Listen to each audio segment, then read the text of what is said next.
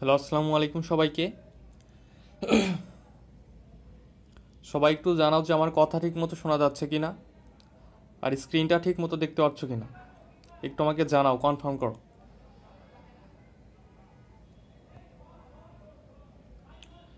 জৈব রসায়নের second class এখন আমাদের। তো ফার্স্ট লেকচার ছিল সকালে, সেই জন্য আজকে এক্সাম নেই নাই। তো সকালের লেকচার এবং এখনকার লেকচার দুইটা মিলিয়ে কালকে পরীক্ষা হবে আর কি। ঠিক আছে? ওকে ওকে, তো চল আমরা শুরু করি। যারা ক্লাসে যুক্ত হয়েছে একটু ক্লাসটাতে একটা রিয়াক্ট দাও, আর পারলে একটু শেয়ার করে দাও ক্লাসটা।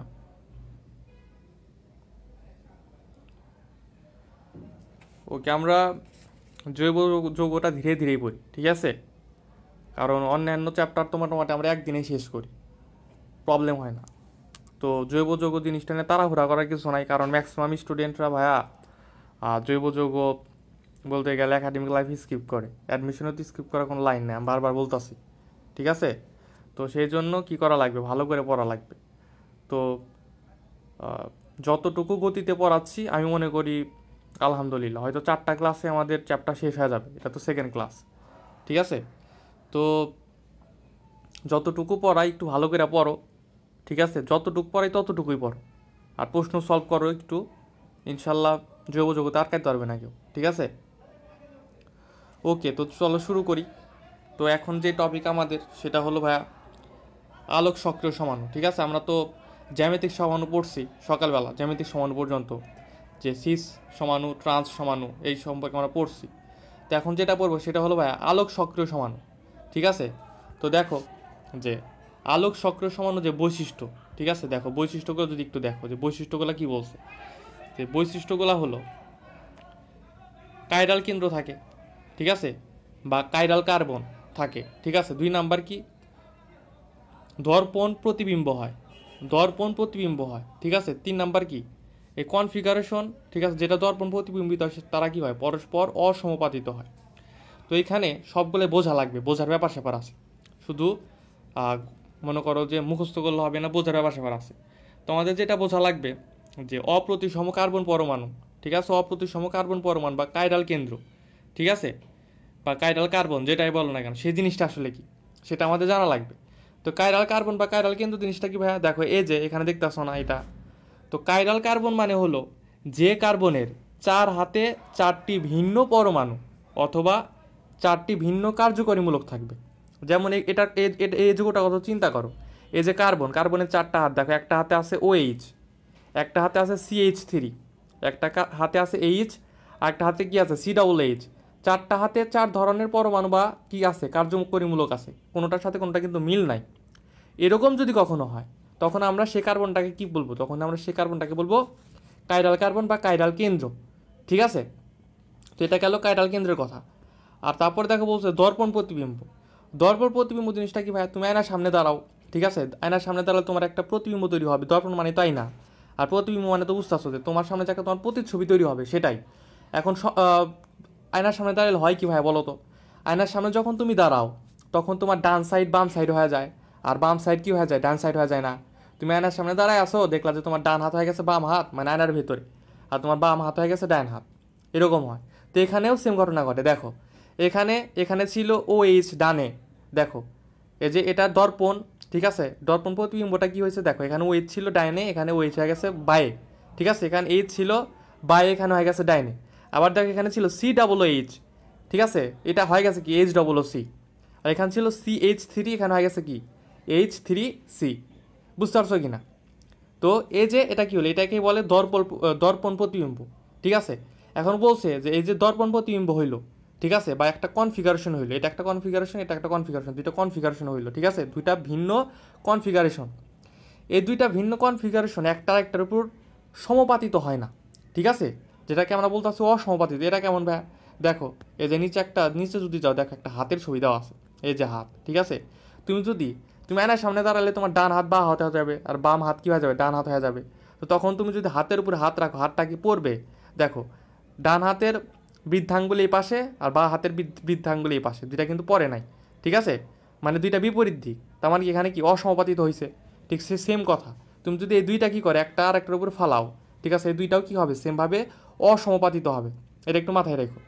এবং দেখো এই যে আলোক সক্রিয় সমাণু, ঠিক আছে, আলোক সক্রিয় সমাণুর একটা উদাহরণ হলো যে এই ডি ল্যাকটিক অ্যাসিড এবং এল ল্যাকটিক অ্যাসিড, ঠিক আছে, ডি ল্যাকটিক অ্যাসিড একটি আলোক সক্রিয় সমাণু, আবার কি এল ল্যাকটিক অ্যাসিড একটি আলোক সক্রিয় সমাণু। এখন তোমাকে যদি বলে যে ডি এল ল্যাকটিক অ্যাসিড, ঠিক আছে, D L lactic acid, D L lactic acid কী ধরনের সমাণু, তখন কিন্তু ভাই এটা আলোক সক্রিয় হবে না, তখন এটা আলোক নিষ্ক্রিয় সমাণু হয়ে যাবে। কেন আলোক নিষ্ক্রিয় সমাণু হয়ে যাবে? দেখো নিচে যদি যাও, দেখো একটা জিনিস দেখবা যে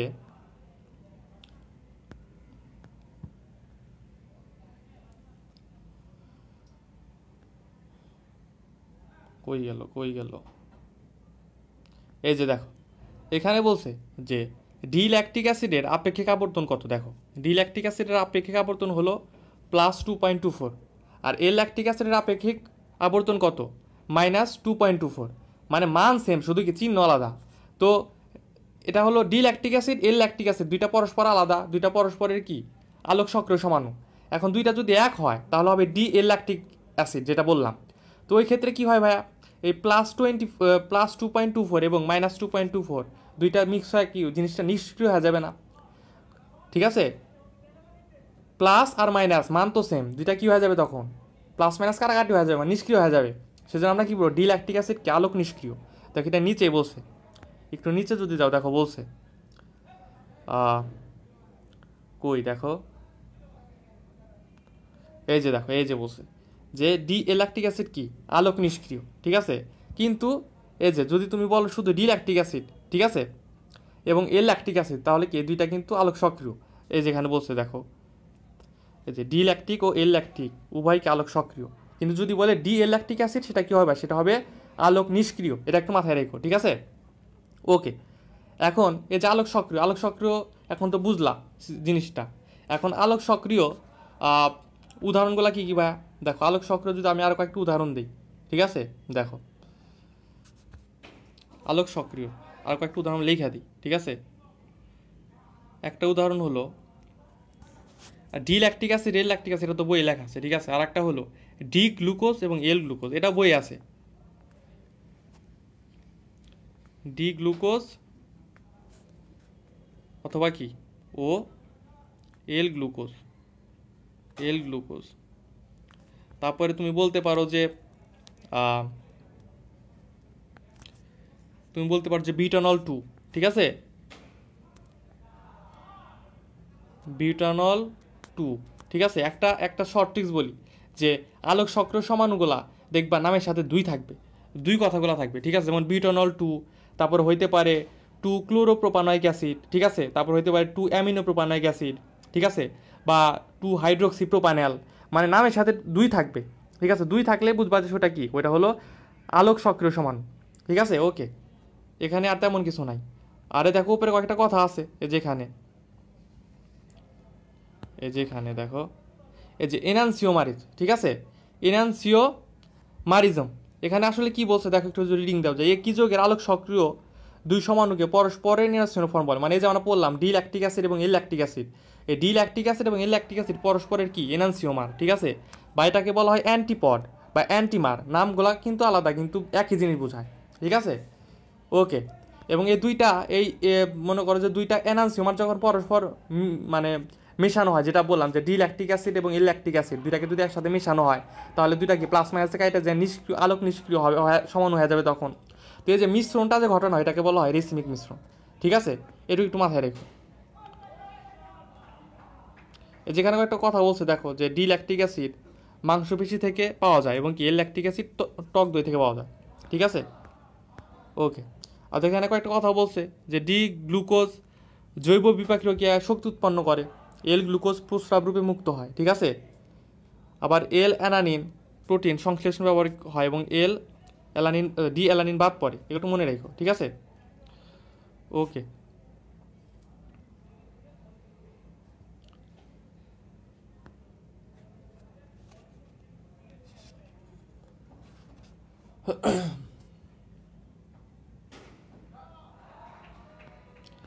এইখানে আর কিছুই লাগবে না।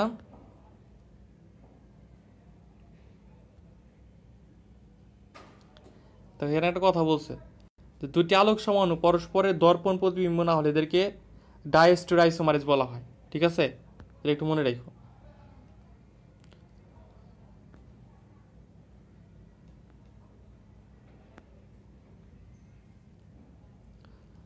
যেখানে দেখো টার্টারিক অ্যাসিড, ঠিক আছে, এটা একটা মেসোযৌগ, এটা মাথায় রেখো। ঠিক আছে, ডি টার্টারিক অ্যাসিড, এল টার্টারিক অ্যাসিড। ঠিক আছে, ওকে, এগুলোও সেম।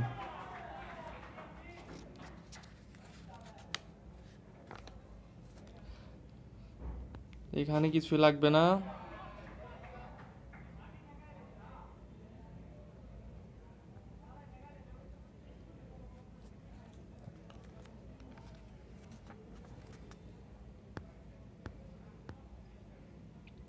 আচ্ছা, এখানে আসো, জৈব যৌগের সংকেত এবং গাঠনিক সমাণু নির্ণয়। ঠিক আছে, তো জৈব যৌগের সংকেত থেকে আমরা সমাণু সংখ্যা নির্ণয় করতে পারি।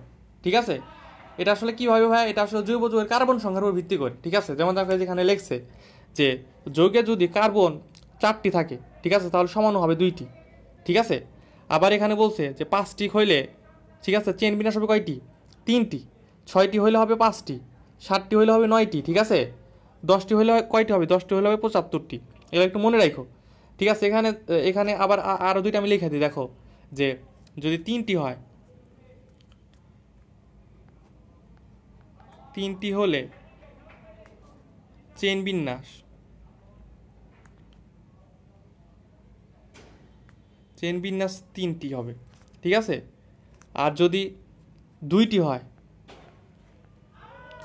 2টি হলে চেন বিন্যাস হবে 2টি। এই দুটো একটু মাথায় রেখো। ঠিক আছে, আর দেখো এটা একটু লাগে। ঠিক আছে, 3টি হলে চেন বিন্যাস 3টি, 2টি হলে চেন বিন্যাস 2টি। আর দেখো কয়েকটা স্পেশাল আছে, কয়েকটা স্পেশাল আছে, এগুলো আমি একটু লেখা দিই, এগুলো আসে।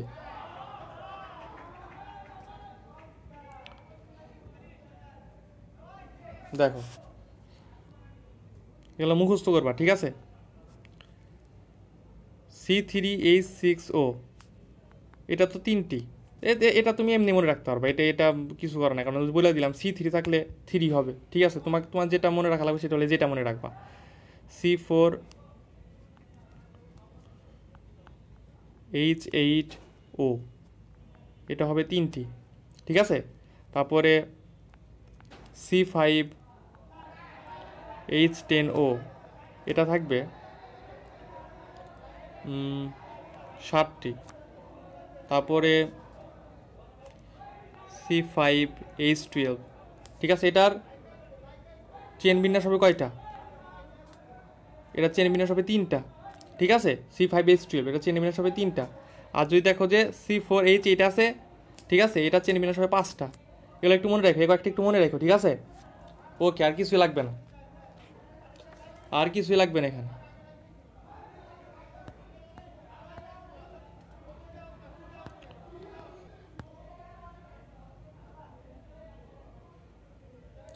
আচ্ছা, এখন দেখো অ্যারোমেটিক হাইড্রোকার্বন। ঠিক আছে, অ্যারোমেটিক হাইড্রোকার্বন বলতে আসলে কি বোঝায় ভাইয়া? অ্যারোমেটিক হাইড্রোকার্বন বলতে আসলে সুগন্ধ বস্তুকে বোঝায়। ঠিক আছে, এটা একটু মাথায় রাখো। অ্যারোমেটিক মানে সুগন্ধযুক্ত বস্তু, এরকম কিছু একটা বোঝায়। ঠিক আছে, তো অ্যারোমেটিক জিনিসগুলো আসলে কি ভাইয়া? বেনজিন বা বেনজিনের জাতক। ঠিক আছে, এগুলো তো আমরা অলরেডি পড়ে আসছি। ঠিক আছে, ওকে, এখন দেখো অ্যারোমেটিক যুগের একটা নাম আছে, নামটা কি ভাই? অ্যারিন। ঠিক আছে, অ্যারিন। অ্যারোমেটিক যুগকে কি বলে ভাই? অ্যারিন বলা হয়। এটা একটু মনে রাখি, এটাও কিন্তু আসে মাঝে মাঝে। ঠিক আছে, এই যে উদাহরণগুলো আমরা জানি, বেনজিন এবং বেনজিনের জাতক ন্যাপথলিন। ঠিক আছে, এগুলো ওকে, এখানে কিছু লাগবে না। এই পাশে আসো, দেখো এই পাশে একটা কথা বলছে যে অ্যারোমেটিক যুগের উৎস। ঠিক আছে, অ্যারোমেটিক যুগের প্রধান উৎস কি ভাইয়া? কোল এবং পেট্রোলিয়াম। কি ভাইয়া? দেখো, কোল ও পেট্রোলিয়াম হলো অ্যারোমেটিক যুগের প্রধান উৎস। কোল মানে কি ভাই বলো তো? কোল মানে হলো কয়লা। ঠিক আছে, কোল মানে কি? কোল মানে কয়লা। তাহলে কয়লা এবং পেট্রোল থেকে আমরা কি অ্যারোমেটিক যৌগ পাই। ঠিক আছে, দেখো কয়লা এবং পেট্রোলিয়ামকে, ঠিক আছে, যেমন বিটুমিনাস কয়লা, ঠিক আছে, বিটুমিনাস কয়লা, এটাকে যদি 900 থেকে 1100 ডিগ্রি সেলসিয়াস তাপমাত্রায় রাখা হয়, তখন সেক্ষেত্রে আমরা কী পাবো? আলকাতরা পাবো। কী পাবো ভাইয়া? আলকাতরা পাবো। এবং এই আলকাতরাকে যদি আমরা পরবর্তীতে তাপ দিই, ঠিক আছে, বা পাতন ঘটাই, তখন আমরা তেল পাবো, বিভিন্ন ধরনের তেল পাবো, যেমন এই যে লঘু তেল, ঠিক আছে, মধ্যম তেল, ভারী তেল, সবুজ তেল এবং কি পিচ, এগুলো পাবো। ঠিক আছে, তো দেখো এই ছকটা খুব ইম্পর্টেন্ট, ছকটা খুব ইম্পর্টেন্ট। তো দেখো ছকটা আমরা ইজিলি কীভাবে পড়তে পারি, দেখো একটু যে এখানে পাতিত অংশের নাম পড়লাম আমরা লঘু তেল। দেখো লঘু তেলের উপাদানগুলো কী কী উপাদানগুলো আছে ভাইয়া, দেখো benzene, toluene, xylene, pyridine, thiophene, aniline, phenol. ঠিক আছে, তারপর মাধ্যম তেলে আছে ফেনল, ক্রিসল, ন্যাপথালিন। আবার ভারী তেলে আছে ক্রিসল, ন্যাপথালিন, কুইনোলিন। ঠিক আছে, সবুজ তেল আছে অ্যানথ্রাসিন, ফিনান্থ্রিন। ঠিক আছে, আর পিচ আছে কোক কার্বন। তো ভাইয়া ভালো কথা, কিন্তু এখানে একটা প্যাচ আছে। দেখো নিচে গেলে দেখবা যে এখানে আবার এই যে লঘু তেল, লঘু তেলের ভিতরে যে উপাদানগুলো আছে এগুলোকে আবার বিভিন্নভাবে ভাগ করছে। কেমন ভাগ করছে, যে দেখো নিরপেক্ষ জাতীয় কয়েকটা ভাগ করছে। নিরপেক্ষ জাতীয় উপাদান কোনগুলা, বেনজিন, টলুইন, জাইলিন। ঠিক আছে, এগুলা কি নিরপেক্ষ। ঠিক আছে, এগুলা কি ভাই নিরপেক্ষ, দেখো এখানে বলছে যে এগুলা নিরপেক্ষ জাতীয়। ঠিক আছে, তারপরে দেখো ক্ষার জাতীয় কোনগুলা, ক্ষার জাতীয় হলো ভাই দেখো যে অ্যানিলিন, থায়োফিন এবং পিরিডিন। ঠিক আছে, এই তিনটা হলো কি, এই তিনটা হলো ক্ষার জাতীয়, তিনটা হলো ক্ষার জাতীয়। আর অম্ল জাতীয় হলো কি ফেনল, শুধুমাত্র ফেনল হলো অম্ল জাতীয়। তো এটা তুমি একটা ছন্দের মাধ্যমে মনে রাখতে পারো। ঠিক আছে, একটা ছন্দের মাধ্যমে মনে রাখতে পারো, সেটা হলো যে যেটা হলো তোমার নিরপেক্ষ। ঠিক আছে, নিরপেক্ষটাকে তুমি মনে রাখতে পারবা যে বেড দিয়ে, কী দিয়ে ভাই আমি লেখা দিই, দেখো নিরপেক্ষটাকে মনে রাখবা বেড যা। ঠিক আছে, বেড যা মানে কি, বেতে হলো বেনজিন, টতে টলুইন, জতে জাইলিন। ঠিক আছে, তারপর ক্ষারীয়টাকে কেমনে মনে রাখবা, দেখো ক্ষারীয়টাকে মনে রাখবা পৃথা ও অ্যানি। ঠিক আছে, পৃথা ও অ্যানি, মনে করো দুইটা বান্ধবী, একজনের নাম পৃথা, একজনের নাম কি অ্যানি। ঠিক আছে, তো পৃথা দিয়ে মনে রাখবা পিরিডিন এবং থায়োফিন। ঠিক আছে, আর অ্যানি দিয়ে মনে রাখবা কি অ্যানিলিন। এগুলো কি ক্ষার জাতীয়। ঠিক আছে, আর অম্ল জাতীয় একা 100, ওর নাম কি, ওর নাম হলো ফেনল। বুঝতে পারছো কি না? ওকে, তারপর দেখো মধ্যম তেলের উপাদান কি ভাইয়া, মধ্যম তেলের উপাদানগুলো হলো যে ফেনল, ক্রিসল, নেপথালিন। ঠিক আছে, তো মধ্যম তেলটা কেমনে মনে রাখবা, মধ্যম তেলটা মনে রাখতে পারো তোমরা ফেক্রিন দিয়া। ঠিক আছে, দেখো আমি একটু লেখা দিই, মধ্যম তেল এটা মনে রাখবা হলো ফেক্রিন, জায়গা নাই জায়গা কম, ফেক্রিন দা মনে রাখবা। ঠিক আছে, ফেতে ফেনল, ক্রি দিয়ে ক্রিসল। ঠিক আছে, আর দিয়ে কি ন্যাপথলিন। ঠিক আছে, তারপরে যেটা আছে যে ভারী তেলটা কেমন মনে রাখতে পারো তুমি, ভারী তেলটা মনে রাখতে পারো তুমি কুকরিন দিয়ে। ঠিক আছে, ফেক্রিন, কুকরিন নামগুলো কিন্তু অদ্ভুত কিন্তু মজার আছে। ঠিক আছে, কুকরিন।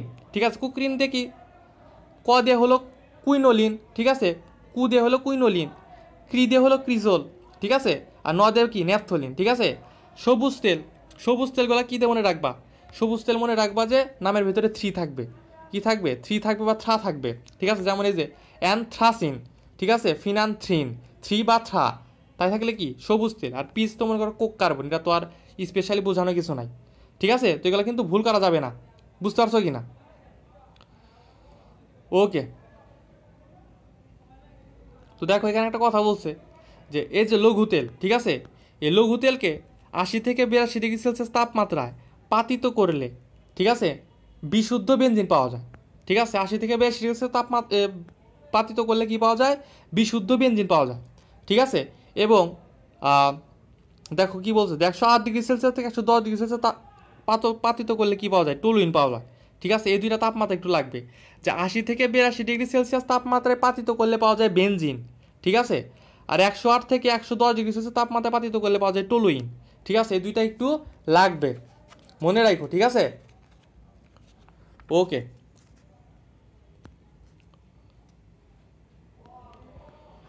ওকে, এখন দেখো বেনজিন ও টলুইনের বিভিন্ন প্রস্তুত পদ্ধতি। ঠিক আছে, বিভিন্ন প্রস্তুত পদ্ধতি দেখো। তো এখানে বিক্রিয়া আছে কতগুলো, তো বিক্রিয়াগুলো আমাদের লাগবে। ঠিক আছে, দেখো প্রথমে আমরা যেটা পড়ো সেটা হলো বেনজিন প্রস্তুতি। কী পড়ো ভাইয়া, বেনজিন প্রস্তুতি। তো বেনজিন প্রস্তুতির জন্য 5টা বিক্রিয়া আছে, তো বিক্রিয়াগুলো লাগবে। ঠিক আছে, ওকে, দেখো তো প্রথমে যে বিক্রিয়া সেটা হলো বেনজয়িক অ্যাসিডের লবণ আর সোডা লাইমের মিশ্রণ। ঠিক আছে, দেখো এই যে এখানে যদি একটু লক্ষ্য করো যে বেনজয়িক অ্যাসিড কি, যে বেনজয়েট লবণ। ঠিক আছে, একটা বেনজিন থাকবে, তার সাথে কি একটা বেনজয়েট লবণ থাকবে, তাহলে আমরা সেটাকে কী বলবো, সেটাকে আমরা বলবো সোডিয়াম বেনজয়েট। ঠিক আছে, সোডিয়াম বেনজয়েড এটা। ওকে,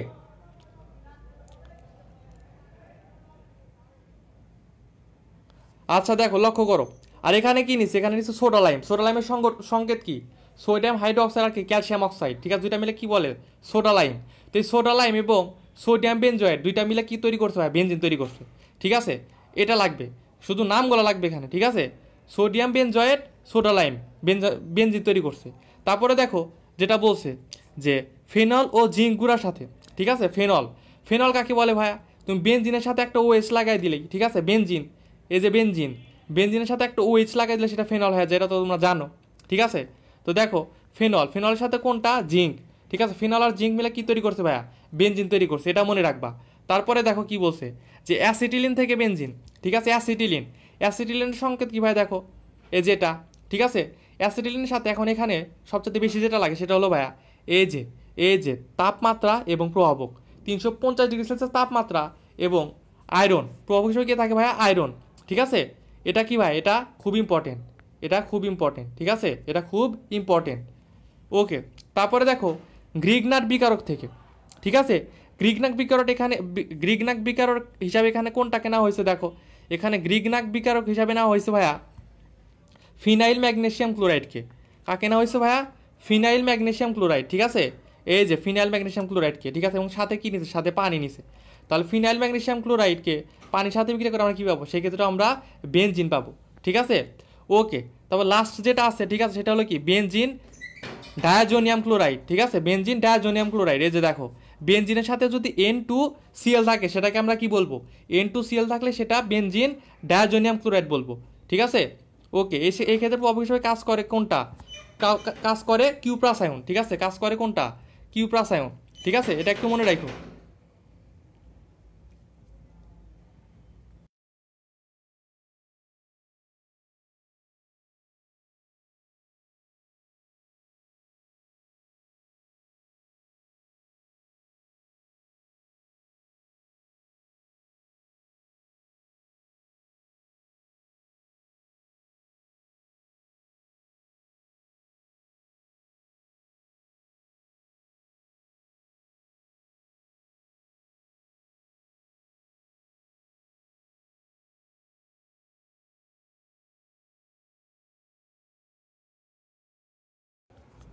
ওকে, আচ্ছা, তো এটুকু তো বুঝতে পারছো নাকি। ওকে, তারপরে দেখো টোলুইন প্রস্তুতি, ঠিক আছে, টোলুইন প্রস্তুতিতে এখানে দেখো একটা বিক্রিয়া আছে। ঠিক আছে, দেখো এই বিক্রিয়ার নাম হলো উর্সফিডিক বিক্রিয়া। এটা খুব খুব খুব ইম্পর্টেন্ট। ঠিক আছে, একটা কথা মাথায় রাখবা যে যৌগ চ্যাপ্টারে যতগুলা নামধারী বিক্রিয়া আছে সবগুলা নামধারী বিক্রিয়া 100% মুখস্থ করতে হবে, 100%, কারণ নামধারী বিক্রিয়া থেকে প্রশ্নের সম্ভাবনা শতভাগ। ঠিক আছে, এই যে যতগুলা বিক্রিয়া পড়লাম না তার ভিতরে সবচাইতে বেশি ইম্পর্টেন্ট হলো এই যে উর্সফিডিক বিক্রিয়া, কারণ কি এটা একটা নামধারী বিক্রিয়া। ঠিক আছে, আপনি যা বলছি তাই শোনেন। ওকে, তো দেখো এখানে যেটা লাগবে সেটা হলো যে উর্সফিডিক বিক্রিয়ায় প্রভাবক হিসাবে কোনটা থাকে, প্রভাবক হিসাবে কোনটা থাকে ভাইয়া, শুষ্ক ইথার, শুষ্ক ইথার, এটা খুবই ইম্পর্টেন্ট। ঠিক আছে, ওকে, শুষ্ক ইথার, এটা খুবই ইম্পর্টেন্ট। ওকে, এখানে আর কিছুই লাগবে না। দেখো তারপরে বেনজিন থেকে টোলুইন, বেনজিন থেকে যে টোলুইন, ঠিক আছে, আমরা বেনজিন থেকে টোলুইন করব। ঠিক আছে, দেখো তো বেনজিন থেকে যদি আমরা টোলুইন পাইতে চাই, ঠিক আছে, এই যে বিক্রিয়া, এই বিক্রিয়াকে বলা হয় ফিডেলক্রাফট অ্যালকাইলেশন। এই বিক্রিয়ার নাম কি ভাইয়া, ফিডেলক্রাফট অ্যালকাইলেশন, এটাও কিন্তু নামধারী বিক্রিয়া। আচ্ছা, নেট কি আটকাচ্ছে, নেট কি প্রবলেম করতেছে, একটু জানাও তো, একটু জানাও তো সবাই। আমার এখানে তো মনে হইতেছে ঠিকই আছে। তো এটা হলো ফিডেলক্রাফট অ্যালকাইলেশন। ঠিক আছে, তো দেখো এখানে কি লাগবে, এখানে জাস্ট প্রভাবকটা লাগবে। কি লাগবে, প্রভাবকটা লাগবে। প্রভাবকটা কি ভাইয়া, শুষ্ক অ্যালুমিনিয়াম ক্লোরাইড। ঠিক আছে, এটা একটু মনে রাখো। ওকে,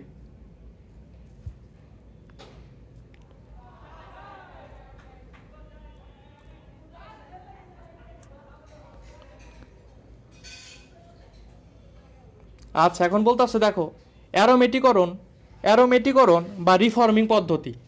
এখন অ্যারোমেটিকরণ বা রিফর্মিং পদ্ধতি জিনিসটা কি ভাইয়া, জিনিসটা হলো যে প্রভাবকের উপস্থিতিতে, ঠিক আছে, মনে করো যে মুক্ত শিকল হাইড্রোকার্বনকে আমরা মনে করো যে বদ্ধ শিকলে পরিণত করব, ঠিক আছে, বা অ্যালিফ্যাটিককে অ্যারোমেটিক করব, সেটাকে কি বলে, সেটাকে বলা হয় অ্যারোমেটিকীকরণ বা রিফর্মিং পদ্ধতি, ঠিক আছে।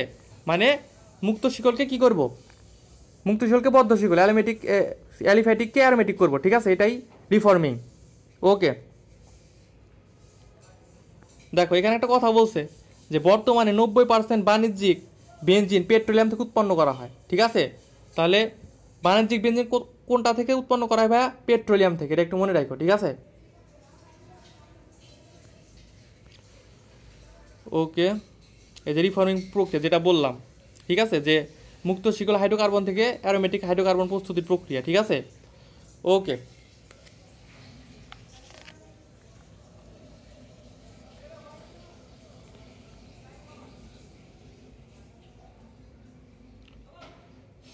দেখো টোলুইন ও জাইলিন থেকে বেনজিন, ঠিক আছে, এই ক্ষেত্রেও কি লাগবে ভাইয়া? শুধু প্রভাবকগুলো লাগবে, ঠিক আছে, শুধু প্রভাবকগুলো লাগবে, ঠিক আছে। ওকে, এখন দেখো নিচে আসো, এখানে কিছুই লাগবে না। তো এখানে দেখো এই যে বন্ধন দূরত্ব টন্দন দূরত্ব যে দিছে, ঠিক আছে, এগুলো দেখো পরের পেজে সুন্দর করে দিচ্ছে। অলরেডি আমরা বন্ধন দূরত্ব কিন্তু পড়ে আসছি, দেখো ওইগুলাই বলছে এখানে। দেখো এই যে ইথেনে কার্বন বন্ধন দূরত্ব 0.154 ন্যানোমিটার, ঠিক আছে। তারপর ইথিলিনে কত? 0.134 ন্যানোমিটার। আর বেনজিনে কত? 0.139। এগুলো কিন্তু অলরেডি পড়াইছি আমি, ঠিক আছে, অলরেডি পড়াইছি, এগুলো পারার কথা। ওকে, আচ্ছা, তো দেখো এখানে বেনজিনের কতগুলা বিক্রিয়া দিছে, ঠিক আছে, বেনজিনের কতগুলা বিক্রিয়া দিছে। তো বেনজিন কি কি বিক্রিয়া দেয় ভাইয়া? বেনজিন দুই ধরনের বিক্রিয়া, ঠিক আছে। আমি যদি একটু বলি যে দেখো আমি একটা পেজ নিয়ে তোমারে দেখাই।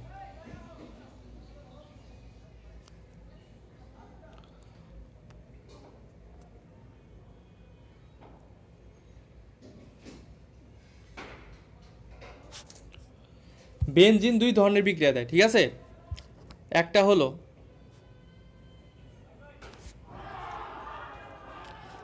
হলো ফ্রি রেডিকল সংযোজন বিক্রিয়া, ঠিক আছে।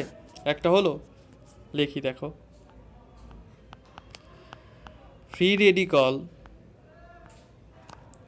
সংযোজন বিক্রিয়া,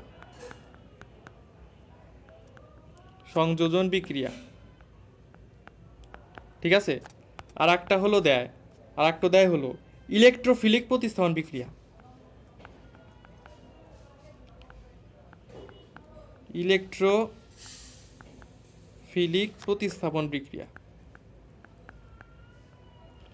প্রতিস্থাপন বিক্রিয়া। এখন এই যে নামগুলা বললাম, ঠিক আছে, এখন নামগুলা তোমরা কিছুই বুঝবা না, ঠিক আছে, নামগুলা তোমরা কিছুই বুঝবা না। এখন এই নামগুলা বোঝার জন্য একটু বেসিক বোঝানো লাগবে, তো চলো একটু বেসিক বুঝি, ঠিক আছে। বেসিক যদি একটু বুঝাইতে যাই, দেখো আমি একটু বলি যে ইলেকট্রোফিলিক বিক্রিয়া, নিউক্লিওফিলিক বিক্রিয়া, ঠিক আছে, এই জিনিসগুলো আসলে কি? দেখো যখন কার্বনের সাথে কার্বন যুক্ত হয়, ঠিক আছে, দেখো আমি একটু বলি, যখন কার্বনের সাথে কার্বন যুক্ত হয় তখন সেটাকে আমরা বলবো ইলেকট্রোফিলিক বিক্রিয়া। কি বলবো ভাইয়া? বা যখন কোনো যৌগতে, ঠিক আছে, কোনো যৌগতে কার্বনের সাথে কার্বন থাকবে, ঠিক আছে, তখন ওই ক্ষেত্রে যে বিক্রিয়াটা হবে সেই বিক্রিয়াটা আমরা কি বলবো? সেটাকে বলবো ইলেকট্রোফিলিক বিক্রিয়া, ঠিক আছে। দেখো ইলেকট্রোফিলিক বিক্রিয়া, ঠিক আছে। ওকে, আর যদি কার্বনের সাথে, ঠিক আছে, কার্বনের সাথে অন্য কোনো পরমাণু যুক্ত থাকে, ঠিক আছে, অন্য কোনো পরমাণু যুক্ত, সেই ক্ষেত্রে আমরা সেটাকে বলবো নিউক্লিওফিলিক বিক্রিয়া। কি বলবো ভাইয়া? নিউক্লিওফিলিক বিক্রিয়া, ঠিক আছে। ওকে, তারপরে একটা জিনিস মনে রাখা লাগবে, সেটা হলো ভাইয়া যে যদি একক বন্ধন বা সিগমা বন্ধন থাকে, ঠিক আছে, বন্ধন থাকে, সেই ক্ষেত্রে হবে প্রতিস্থাপন বিক্রিয়া। কি হয় ভাইয়া? প্রতিস্থাপন বিক্রিয়া। আর যদি দ্বিবন্ধন, ঠিক আছে, বা পাই বন্ধন থাকে, দ্বিবন্ধন মানে তো সেখানে কি একটা পাই বন্ধন আছে, তো দ্বিবন্ধন বা পাই বন্ধন যদি থাকে, ঠিক আছে, পাই বন্ধন। তো সেই ক্ষেত্রে আমরা বলবো যে সংযোজন বিক্রিয়া হবে। কি বিক্রিয়া হবে ভাইয়া? সংযোজন বিক্রিয়া, সংযোজন বিক্রিয়া, ঠিক আছে, সংযোজন বিক্রিয়া। ওকে, তো দেখো আমি যদি তোমাকে একটা যৌগ দেই, ঠিক আছে, ধরো একটা তোমাকে যৌগ দিলাম, একটা যৌগ দিলাম, কেমন যৌগ দিলাম ভাই? দেখো যে CH3, ঠিক আছে, CO CH3, এটাকে আমরা, আচ্ছা দাঁড়াও 1 মিনিট, সি ডাবল বন্ড, ঠিক আছে। তো তাহলে দেখো এখানে কোন বিক্রিয়া হবে বলতে পারবা? দেখো আগে যাও একটু, এখানে কি কি আছে? এখানে আছে তোমার, আচ্ছা এখানে কি বলছে যে কার্বনের সাথে যদি কার্বন থাকে তাহলে ইলেকট্রোফিলিক, আর কার্বনের সাথে অন্য যৌগ থাকলে সেটা কি নিউক্লিওফিলিক। এখানে দেখো কার্বনের সাথে কি আছে? কার্বনের সাথে অন্য একটা পরমাণু আছে, অক্সিজেন পরমাণু আছে, তাহলে এটা কি হবে ভাইয়া? এটা হবে নিউক্লিওফিলিক বিক্রিয়া, ঠিক আছে, নিউক্লিওফিলিক। তো নিউক্লিওফিলিক একটা আমরা পাইলাম, ঠিক আছে, একটা পাইলাম নিউক্লিওফিলিক। আর দেখো এখানে সিগমা বন্ধন আর পাই বন্ধনের ভিতর কোনটা আছে? সিগমা তো আছে, সাথে কি পাই বন্ধন আছে না? আর একটা সিগমা একটা কি পাই, তাহলে পাই বন্ধন আছে, তার মানে কি এটা এখানে কি বিক্রিয়া হবে ভাই? এখানে সংযোজন বিক্রিয়া হবে। তাহলে আমরা বলতে পারি না যে নিউক্লিওফিলিক সংযোজন বিক্রিয়া? তাহলে এই যৌগে কোন বিক্রিয়া হয় ভাইয়া? এই যৌগে হবে নিউক্লিওফিলিক সংযোজন বিক্রিয়া, ঠিক আছে। কি হবে?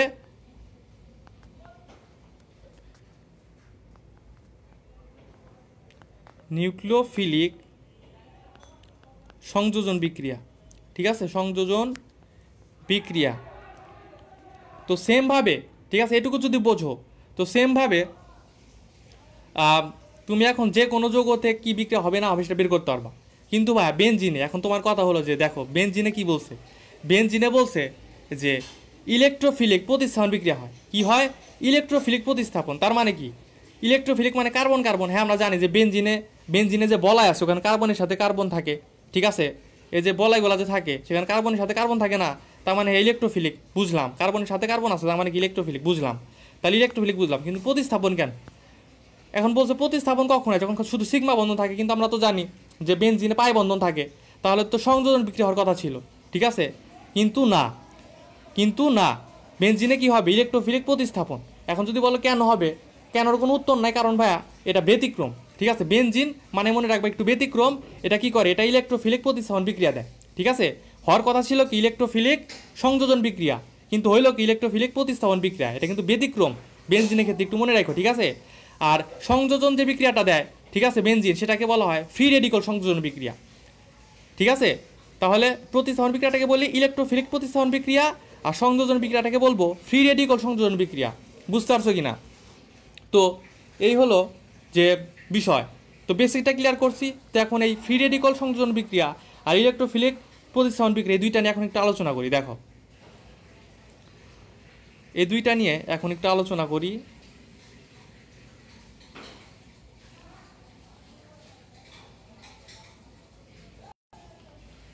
কি করলাম, যাই হোক, ঠিক আছে। ওকে দাঁড়াও 1 মিনিট, আমি একটু পেজ নেওয়ার একটা।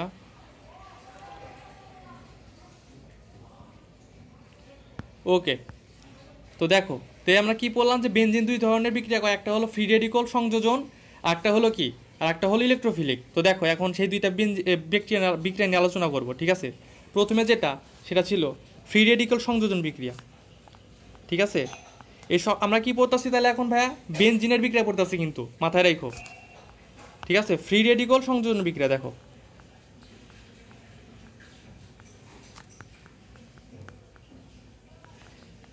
ফ্রি রেডিকল সংযোজন বিক্রিয়া এটা কাদের মধ্যে হয় ভাইয়া? দেখো এটা এটা এটা কাদের মধ্যে হবে? এটা হবে হাইড্রোজেন, ওজোন এবং হ্যালাইডের মধ্যে, ঠিক আছে। HOX এমন মনে রাখবা। ফ্রি রেডিকল হয় কাদের সাথে ভাইয়া? হক্স, এভাবে মনে রাখবা, ঠিক আছে। দেখো তো কি করবা, তুমি একটা বেনজিন নাও C6H6, ঠিক আছে। তো এই যে হাইড্রোজেন, তুমি হাইড্রোজেন দিয়ে প্রথম বিক্রিয়া করবা, ঠিক আছে। তো দেখো হাইড্রোজেন দিয়ে বিক্রিয়া করলে এক্ষেত্রে কী হবে? এক্ষেত্রে সাইক্লোহেক্সেন তৈরি হবে। কী তৈরি হবে ভাইয়া? সাইক্লোহেক্সেন,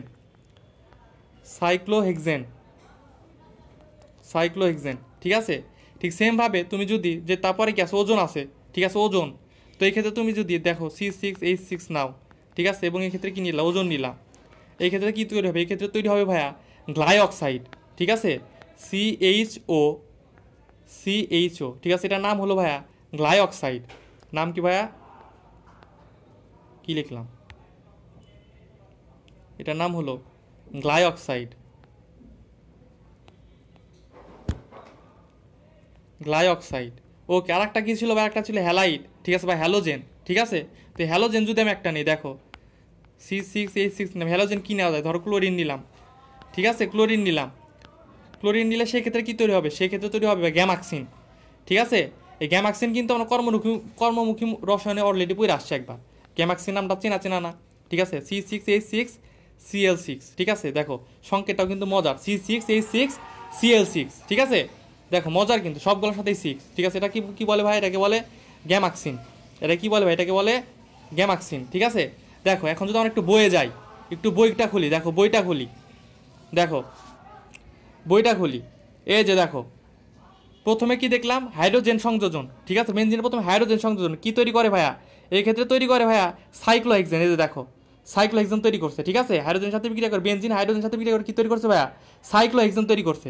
তারপর হ্যালোজেন সংযোজন, ঠিক আছে, হ্যালোজেন সংযোজন, এই দেখো বেনজিনের সাথে ক্লোরিন কি তৈরি করছে ভাইয়া, এই যে এটাকে কি বলে, গ্যামাক্সিন পাউডার, ঠিক আছে, গ্যামাক্সিন বা লিনডেনও বলা হয়, ঠিক আছে, গ্যামাক্সিন বা লিনডেনও বলা হয়। ওকে, তারপর দেখা যায় ওজন, ঠিক আছে, ওজন যেটা বললাম, ঠিক আছে, ওজন দেখো কি করে, এটার জন্য পরে বেঁচে যাওয়া লাগবে। এ দেখো ওজন কি হইলো, এই যে ওজন, ঠিক আছে, কি করছে দেখো, গ্লাইঅক্সাইড, CHO, ঠিক আছে, গ্লাইঅক্সাইড তৈরি করছে। তো ঠিক আছে, এখন কি বুঝছো যে ফ্রি রেডিক্যাল বিক্রিয়াগুলো কি, মনে রাখতে পারবা না, ইজি হয়ে গেল কিন্তু। ওকে, তারপরে এখন যেটা পড়বো আমরা সেটা হলো ভাইয়া, যে ফ্রি রেডিক্যাল পড়ছি ভালো কথা, এখন আমরা যেটা পড়বো সেটা হলো ইলেকট্রোফিলিক প্রতিস্থাপন, ঠিক আছে। আমরা কি এর আগে দুইটা পড়লাম না, যেখানে ফ্রি রেডিক্যাল সংযোজন বিক্রিয়া তো দেখলাম মাত্র, আছে হলো। তো দেখো বেনজিনের এখন ইলেকট্রোফিলিক প্রতিস্থাপন বিক্রিয়া দেখবো আমরা, ঠিক আছে। দেখো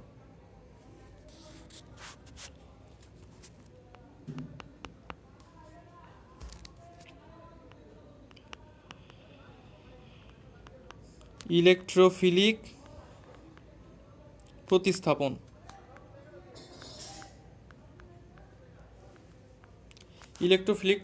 ঠিক আছে। এটা কেমনে মনে রাখবা, দেখো এটা মনে রাখার জন্য এটা মনে রাখবা এইভাবে, যে হ্যানাফ্রিসা, কি মনে রাখবা, হ্যানাফ্রিসা, ঠিক আছে, হ্যানাফ্রিসা। তো দেখো হ্যানা মানে হলো হ্যালোজেন, ঠিক আছে, হ্যানাতে মনে রাখবা হ্যালোজেন। ওকে, আমি যদি একটু দেখাই, দাঁড়াও 1 মিনিট, দেখো হ্যাদে মনে রাখবে হ্যালোজেন, ঠিক আছে। দেখো হ্যালোজেন, তো হ্যালোজেনে দেখবে হ্যালোজেন যে বিক্রিয়া তোমাদের বই আছে, ঠিক আছে, হ্যালোজেনেশন, ঠিক আছে, হ্যালোজেনেশন। আচ্ছা ঠিক আছে, আমি বলি হ্যাতে হলো হ্যালোজেনেশন, ঠিক আছে, হ্যাতে হলো কি হ্যালোজেনেশন,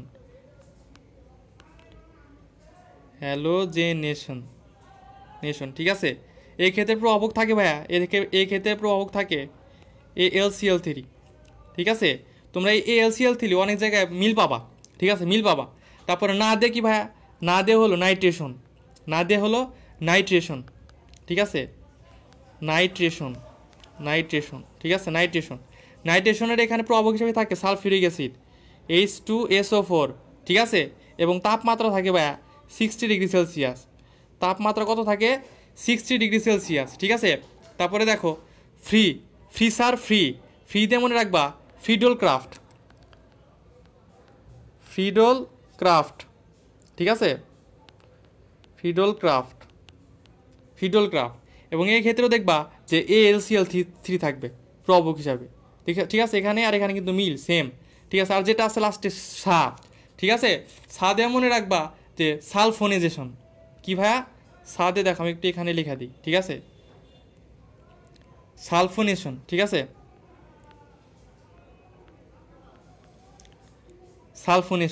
এবং এই ক্ষেত্রে দেখবা প্রভাবক হিসাবে থাকবে SO3, ঠিক আছে, SO3, এবং তাপমাত্রা থাকবে 100 ডিগ্রি সেলসিয়াস, তাপমাত্রা থাকবে কত ভাই 100 ডিগ্রি সেলসিয়াস। দেখো তাহলে এখানে কিন্তু কি তুমি ইলেকট্রোফিলিক প্রতিস্থাপন বিক্রিয়াটা এই হ্যানাফ্রিসা দিয়ে মনে রাখতে পারবা, ঠিক আছে। এখন দেখো আমরা যদি একটু বই খুলি, দেখো বইটা যদি খুলি, দেখো এই যে ইলেকট্রোফিলিক প্রতিস্থাপন বিক্রিয়া, ঠিক আছে, যেটা বললাম এই যে ইলেকট্রোফিলিক প্রতিস্থাপন বিক্রিয়া। প্রথমে কি দেখো হ্যালোজেনেশন, ঠিক আছে, হ্যালোজেনেশন এই ক্ষেত্রে কী ভাই দেখো যে AlCl থাকে, ঠিক আছে, AlCl3 থাকবে প্রভাবক, ঠিক আছে। তারপরে দেখো যদি বলি যে ক্লোরিনেশন বিক্রিয়া, ঠিক আছে, কি ভাইয়া ক্লোরিনেশন বিক্রিয়া। ওকে, ক্লোরিনেশন কি বাদ গেছে নাকি? ক্লোরিনেশন মনে বাদ গেছে না? আচ্ছা ঠিক আছে, নামটা মনে রেখো, ঠিক আছে। তারপর দেখো নাইট্রেশন, ঠিক আছে, নাইট্রেশন বিক্রিয়া। নাইট্রেশনে দেখো H2SO4 এবং কি 60°C তাপমাত্রা, এটা কিন্তু পড়াইছিলাম মাত্র। তারপর দেখো সালফোনেশন, ঠিক আছে, সালফোনেশনে কি ভাইয়া দেখো SO3 আর তাপমাত্রা কত 100°C, এটা কিন্তু কবির স্যারের বইয়ের, ঠিক আছে, আমি কিন্তু এটা পড়াই দিছি, এই যে পড়াই দিছি, এই যে সালফোনেশন 100°C তাপমাত্রা SO3, ঠিক আছে, এটা একটু মাথায় রাখো। তো বুঝছো কি না? ঠিক আছে, ওকে।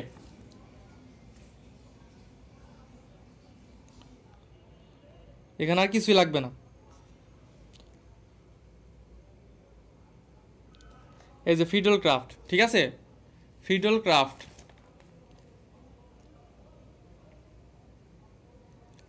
এই যে দেখো ফিডল ক্রাফট, এখানে কি আছে ভাই দেখো AlCl3, ঠিক আছে, এটা কিন্তু পড়াইছি অলরেডি। ওকে, এখানে আর কিছুই নাই।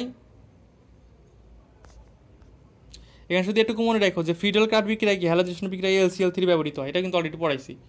ওকে, এখন দেখো এই যে এখানে বলছে যে লুইস অ্যাসিড রূপে কোনটি কোনটি ব্যবহৃত হয়, এটা আমরা একটু পরে দেখবো, একটু পরে আমরা শিখবো, ঠিক আছে, এটা আলাদা করে শেখা দরকার নাই।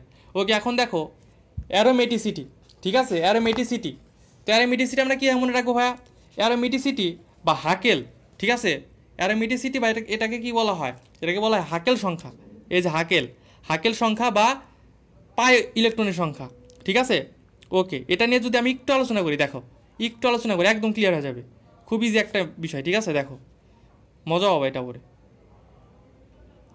দেখো এটা কিন্তু খুব ইম্পর্টেন্ট। অনেক টাইমে দেখবা যে তোমাকে বেনজিন টেনজিন বড় বড় মনে করে চাকরি যোগ দিয়া দিবে, ঠিক আছে, দিয়া বলবে যেখানে পাই ইলেকট্রনের সংখ্যা কত, ঠিক আছে, কি বলবে জিজ্ঞাসা করে কিন্তু একটা বেনজিন টেনজিন দিয়া দিছে বড় টড়ো, ঠিক আছে, অ্যানথ্রাসিন বা ন্যাপথলিন দিয়া দিছে, দিয়া বলবে যেখানে পাই ইলেকট্রনের সংখ্যা কত, ঠিক আছে, বা হ্যাকেল সংখ্যা কত। তখন কীভাবে বের করবা? দেখো হ্যাকেল সংখ্যা পাই ইলেকট্রন সংখ্যা দুটা কিন্তু সেম, ঠিক আছে, মনে রাখবা। দেখো যে হ্যাকেল সংখ্যা ইকুয়াল টু পাই ইলেকট্রন সংখ্যা, ঠিক আছে, ইলেকট্রন সংখ্যা। তো তোমাকে কোন একটা যৌগ দিয়ে সেটার হ্যাকেল সংখ্যা জিজ্ঞেস করলে যা, পাই ইলেকট্রন সংখ্যা জিজ্ঞেস করলে কিন্তু তাই, ঠিক আছে। তো সূত্রটা কি ভাইয়া? সূত্রটা হলো দেখো 4n+2, ঠিক আছে, 4n+2 এবং এখানে n ইকাল টু চক্রের সংখ্যা, n ইকাল টু কি ভাইয়া? চক্রের সংখ্যা, ঠিক আছে, চক্রের সংখ্যা। তো দেখো আমরা যদি n এর মান একটা করে বসাই, n যদি ইকাল টু 0 হয়, n ইকাল টু 0 হলে হাকেল সংখ্যা কি হবে? হাকেল সংখ্যা কি হবে দেখো তো। এখানে যদি n এর মান 0 বসাও কত হবে? তাহলে হাকেল সংখ্যা হবে 2, কত হবে 2। আবার যদি n এর মান 1 বসাও, তাহলে n এর মান 1 বসালে হাকেল সংখ্যা কত হবে? হাকেল সংখ্যা হবে 6, কত হবে ভাইয়া? 6। n এর মান যদি 2 বসাও তাহলে হাকেল সংখ্যা কত হবে? n এর মান 2 বসালে হাকেল সংখ্যা হবে ভাইয়া 10, 4 × 2 = 8, 8 দিয়ে 10, ঠিক আছে। তারপরে n এর মান যদি 3 বসাও তাহলে হাকেল সংখ্যা কত হবে? হাকেল সংখ্যা হবে 3 × 4 = 12 আর 2 কত? 14, ঠিক আছে, 14। তো এখন ভাই আমরা কি n মানে কি জানলাম? n মানে হলো ভাই চক্রের সংখ্যা, ঠিক আছে, চক্রের সংখ্যা। এখন ভাই কথা হলো তোমাকে বললো যে এ মানে কোনো চক্র নাই, ঠিক আছে, তোমাকে এমন একটা যৌগ দিল যেখানে কোনো চক্র নাই, ঠিক আছে, তখন তুমি কি হাকেল সংখ্যা বা পাই ইলেকট্রন সংখ্যা কত পাবা? 2। এটার উদাহরণ কি ভাই? এটার উদাহরণ হলো সাইক্লো, ঠিক আছে, সাইক্লোহেক্সেন, সাইক্লোহেপটেন যাই দিক না কেন, ঠিক আছে, সবগুলা কি হবে? হাকেল সংখ্যা বা পাই ইলেকট্রন সংখ্যা কত হবে? 2 হবে, ঠিক আছে। এবং দেখো যে যদি চক্রের সংখ্যা 2 হয়, আচ্ছা আমরা কি জানি যে ন্যাপথালিনে কয়টা বেনজিন থাকে? 2টা বেনজিন থাকে। ন্যাপথলিনে 2টা বেনজিন থাকে না? তার মানে কি কয়টা চক্র আছে? 2টা চক্র আছে, ঠিক আছে। তার মানে কি ন্যাপথলিনকে আমরা কি 2টা চক্র হিসাবে ধরতে পারি।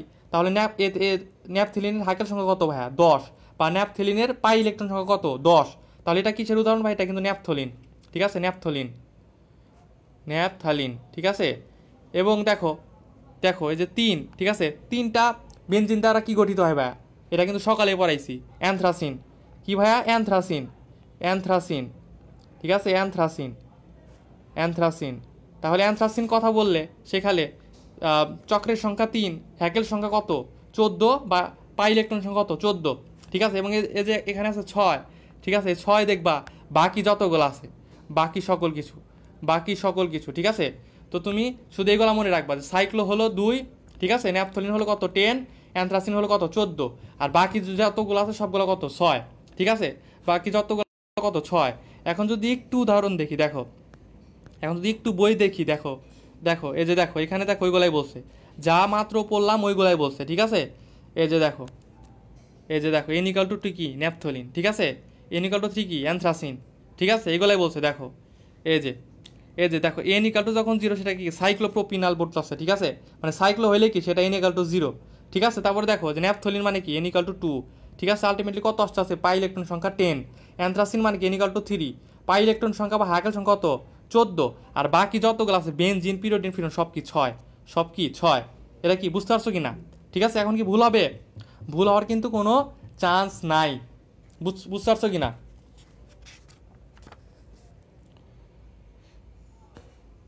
ওকে, এখন দেখো আমরা অ্যালিফ্যাটিক এবং অ্যারোফ্যাটিক যুগের মধ্যে পার্থক্য দেখব, ঠিক আছে। এই যে একটা ছক আছে, ঠিক আছে, একটা ছক আছে, এই ছকের মাধ্যমে আমরা অ্যালিফ্যাটিক এবং অ্যারোম্যাটিকের কি দেখব? পার্থক্য দেখব, ঠিক আছে, অ্যালিফ্যাটিক যুগ এবং অ্যারোম্যাটিক যুগের পার্থক্য। ওকে, তো দেখো অ্যালিফ্যাটিক যুগ কি বলতেছে? যে অ্যালিফ্যাটিক মানে কি? মুক্ত কার্বন, মুক্ত কার্বন শিকল। আর অ্যারোমেটিক মানে কি? বদ্ধ শিকল, এটা তো আমরা জানি, ঠিক আছে। তারপরে দেখো এখানে কি বলছে? এতে অ্যালিফ্যাটিক কি? কার্বনের শতকরা পরিমাণ অপেক্ষাকৃত কম, ঠিক আছে। অ্যালিফ্যাটিকে কি? দেখো একটা বেনজিন যদি থাকে, একটা বেনজিন, ঠিক আছে, একটা বেনজিনের কথা তুমি চিন্তা করো, দেখ একটা বেনজিনের কথা চিন্তা করো, ঠিক আছে, একটা বেনজিনে কার্বন কতগুলো থাকে? বেশি থাকে না, ঠিক আছে। আর তুমি যদি দেখো CH4, CH4 এটা কি একটা অ্যালিফ্যাটিক, ঠিক আছে, অ্যালিফ্যাটিক CH, এখানে কার্বন কয়টি? একটা, ঠিক আছে। আর দেখো হেক্সেন টেক্সেন যেগুলো আছে, ঠিক আছে, বেনজিন টেনজিন, সবগুলোতে কার্বন সংখ্যা বেশি না।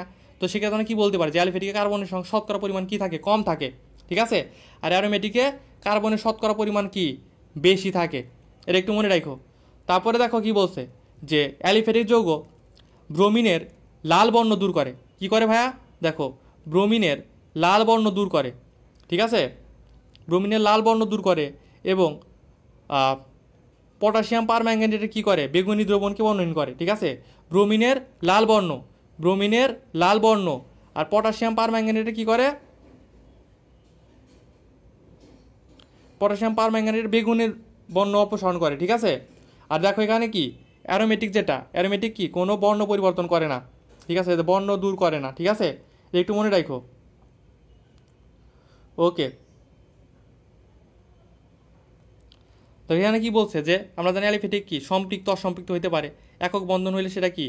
সেটা একক বন্ধন হলে কি? সেটা সম্পৃক্ত, ঠিক আছে। আর দ্বিবন্ধন বা ত্রিবন্ধন হলে কি? সেটা অসম্পৃক্ত, আমরা এটা পড়ে আসছি অলরেডি। আর কি অ্যারোমেটিক কি? অ্যারোমেটিক সবসময় কি? অসম্পৃক্ত যৌগ হয়, ঠিক আছে। ওকে, দেখো তারপরে পেজে আসো, দেখো তার পরে পেজে কি বলছে? যে অ্যালিফ্যাটিক হ্যালাইড অধিক সক্রিয়, ঠিক আছে, এবং কি এরা কি তৈরি করে? অ্যালকোহল তৈরি করে। অ্যালিফ্যাটিক অ্যালকোহল তৈরি করে, ঠিক আছে। আর অ্যারোমেটিক কি তৈরি করে? ফেনল তৈরি করে, এটা একটু মনে রাখো। অ্যারোমেটিক ফেনল তৈরি করে, ঠিক আছে। ওকে, দেখো অ্যালোমেটিক কি করে? অ্যালকোহল লিটমাস নিরপেক্ষ, ঠিক আছে। আমরা জানি যে অ্যালকোহল কি? লিটমাস নিরপেক্ষ, তার মানে কি? কোনো কাজ করবে না, ঠিক আছে। আর আমরা কি জানি? ফেনল, ফেনল কি? ফেনল অ্যাসিডিক না, ফেনল কি অ্যাসিডিক না? অ্যাসিডিক না মানে কি? অম্লধর্মী, ঠিক আছে। আর অম্ল কি করে? অম্ল নীল লিটমাসকে লাল করে, এটা কেমন মনে রাখবা? অনীলা দিয়া, ঠিক আছে, দাঁড়াও আমি লেখা দিই, অনীলা, অনীলা, ঠিক আছে। তার মানে কি? অম্ল নীল লিটমাসকে লাল করে, ঠিক আছে, অনীলা, এভাবে মনে রাখবা, ঠিক আছে। অম্ল কি করে? অম্ল নীল লিটমাসকে লাল করে। ওকে,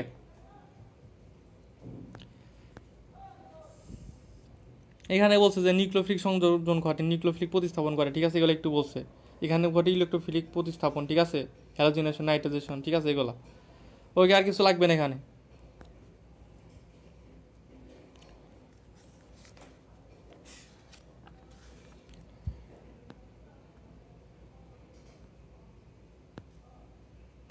আচ্ছা, এখন এখানে দেখো অ্যালিফ্যাটিক ও অ্যারোমেটিকের যোগে বিভিন্ন বিক্রিয়াসমূহ, ঠিক আছে।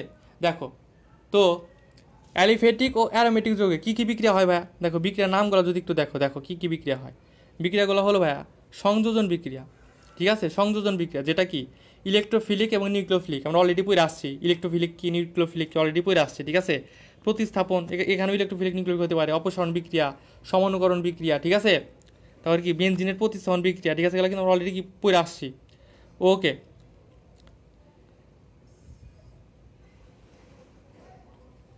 দেখো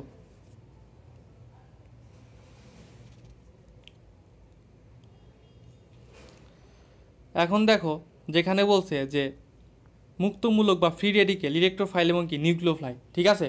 তো আমরা বলতে পারি যে এটা আসলে তোমার যে সংযোজন বিক্রিয়া। সংযোজন বিক্রিয়া তিন প্রকার ভাই। কয় প্রকার? সংযোজন বিক্রিয়া তিন প্রকার, ঠিক আছে। দেখো এটা হলো আক্রমণকারী বিকারকের শ্রেণী বিভাগ, মুক্তমূলক বা ফ্রি রেডিকেল, ইলেকট্রোফাইল এবং নিউক্লিওফাইল, ঠিক আছে। দেখো যদিও আমরা এগুলো অলরেডি পড়ে আসছি, বিশেষ করে ইলেকট্রোফাইল নিউক্লিওফাইল আমরা পড়ে আসছি, ঠিক আছে। তো দেখো এগুলো নিয়ে যদি আমরা আরেকটু আলোচনা করি, ঠিক আছে। দেখো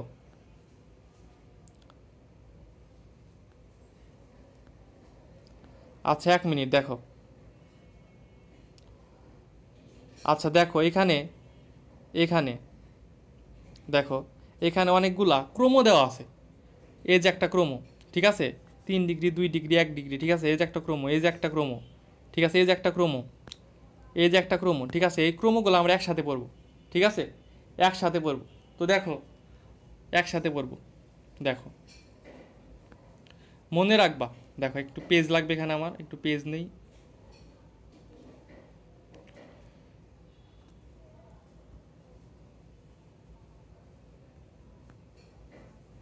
দেখো এটা খুব ইম্পর্টেন্ট, ঠিক আছে। দেখো মনে রাখবা যে আমি একটু লেখা দিই।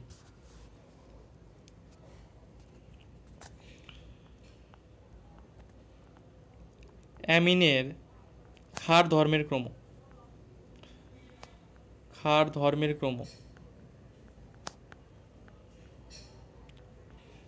এটা হলো 2 1 3। কি ভাইয়া? 2 1 3, ঠিক আছে।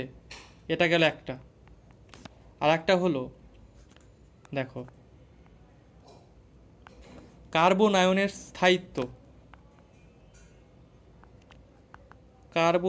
স্থায়িত্ব, তারপরে অ্যালকোহলের অম্ল ধর্ম,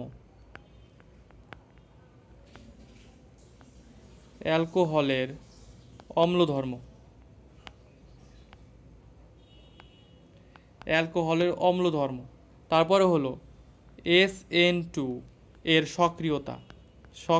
SN2 কি সেটাকে এখন জিজ্ঞাসা করো না ভাই।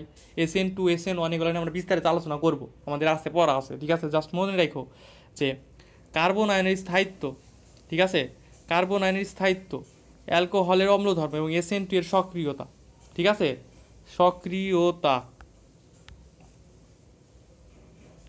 সক্রিয়তা এগুলার ক্ষেত্রে ক্রম হবে 1 2 3। কি হবে? 1 2 3, ঠিক আছে। ওকে, তো 2টা ক্রম আমরা পড়লাম। আর লাস্ট আর একটা কি ভাইয়া? বাকি সকল ক্ষেত্রে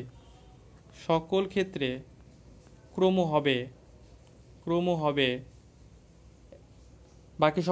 হবে কি 3 2 1, 3 2 1, ঠিক আছে। তাহলে আমরা কয়টা পড়লাম ভাইয়া? আমরা জাস্ট 3টা পড়লাম। 3টা দিয়ে কি আমাদের সকল ক্রম শেষ। অত ধৈর্য আলাদা আলাদা বিক্রিয়া ক্রম পরে লাভ আছে? অত ধৈর্য আলাদা ক্রম পরে কোনো লাভও নাই, ঠেকাও নাই, ঠিক আছে। এই 3টা জাস্ট মনে রাখবা, ঠিক আছে। একটা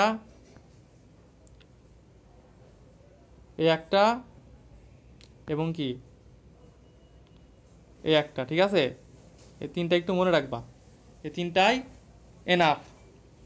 এখন মনে করো যে তুমি নিজে দেখো এখানে মনে করো যা আছে, ঠিক আছে। এই যে কার্বনিয়াম আয়নের, ঠিক আছে। তারপরে মনে করো কি যে কি বলে এখানে কি আছে, আর কি আছে, যে অ্যালকাইলের, ঠিক আছে, ফ্রি রেডিকেলের অনুরূপ হয়, ঠিক আছে। এগুলো একটু দেখো, ঠিক আছে। এখন দেখবা সবগুলাই পারবা, ঠিক আছে, যেটা পড়ায় দিছি। ওকে।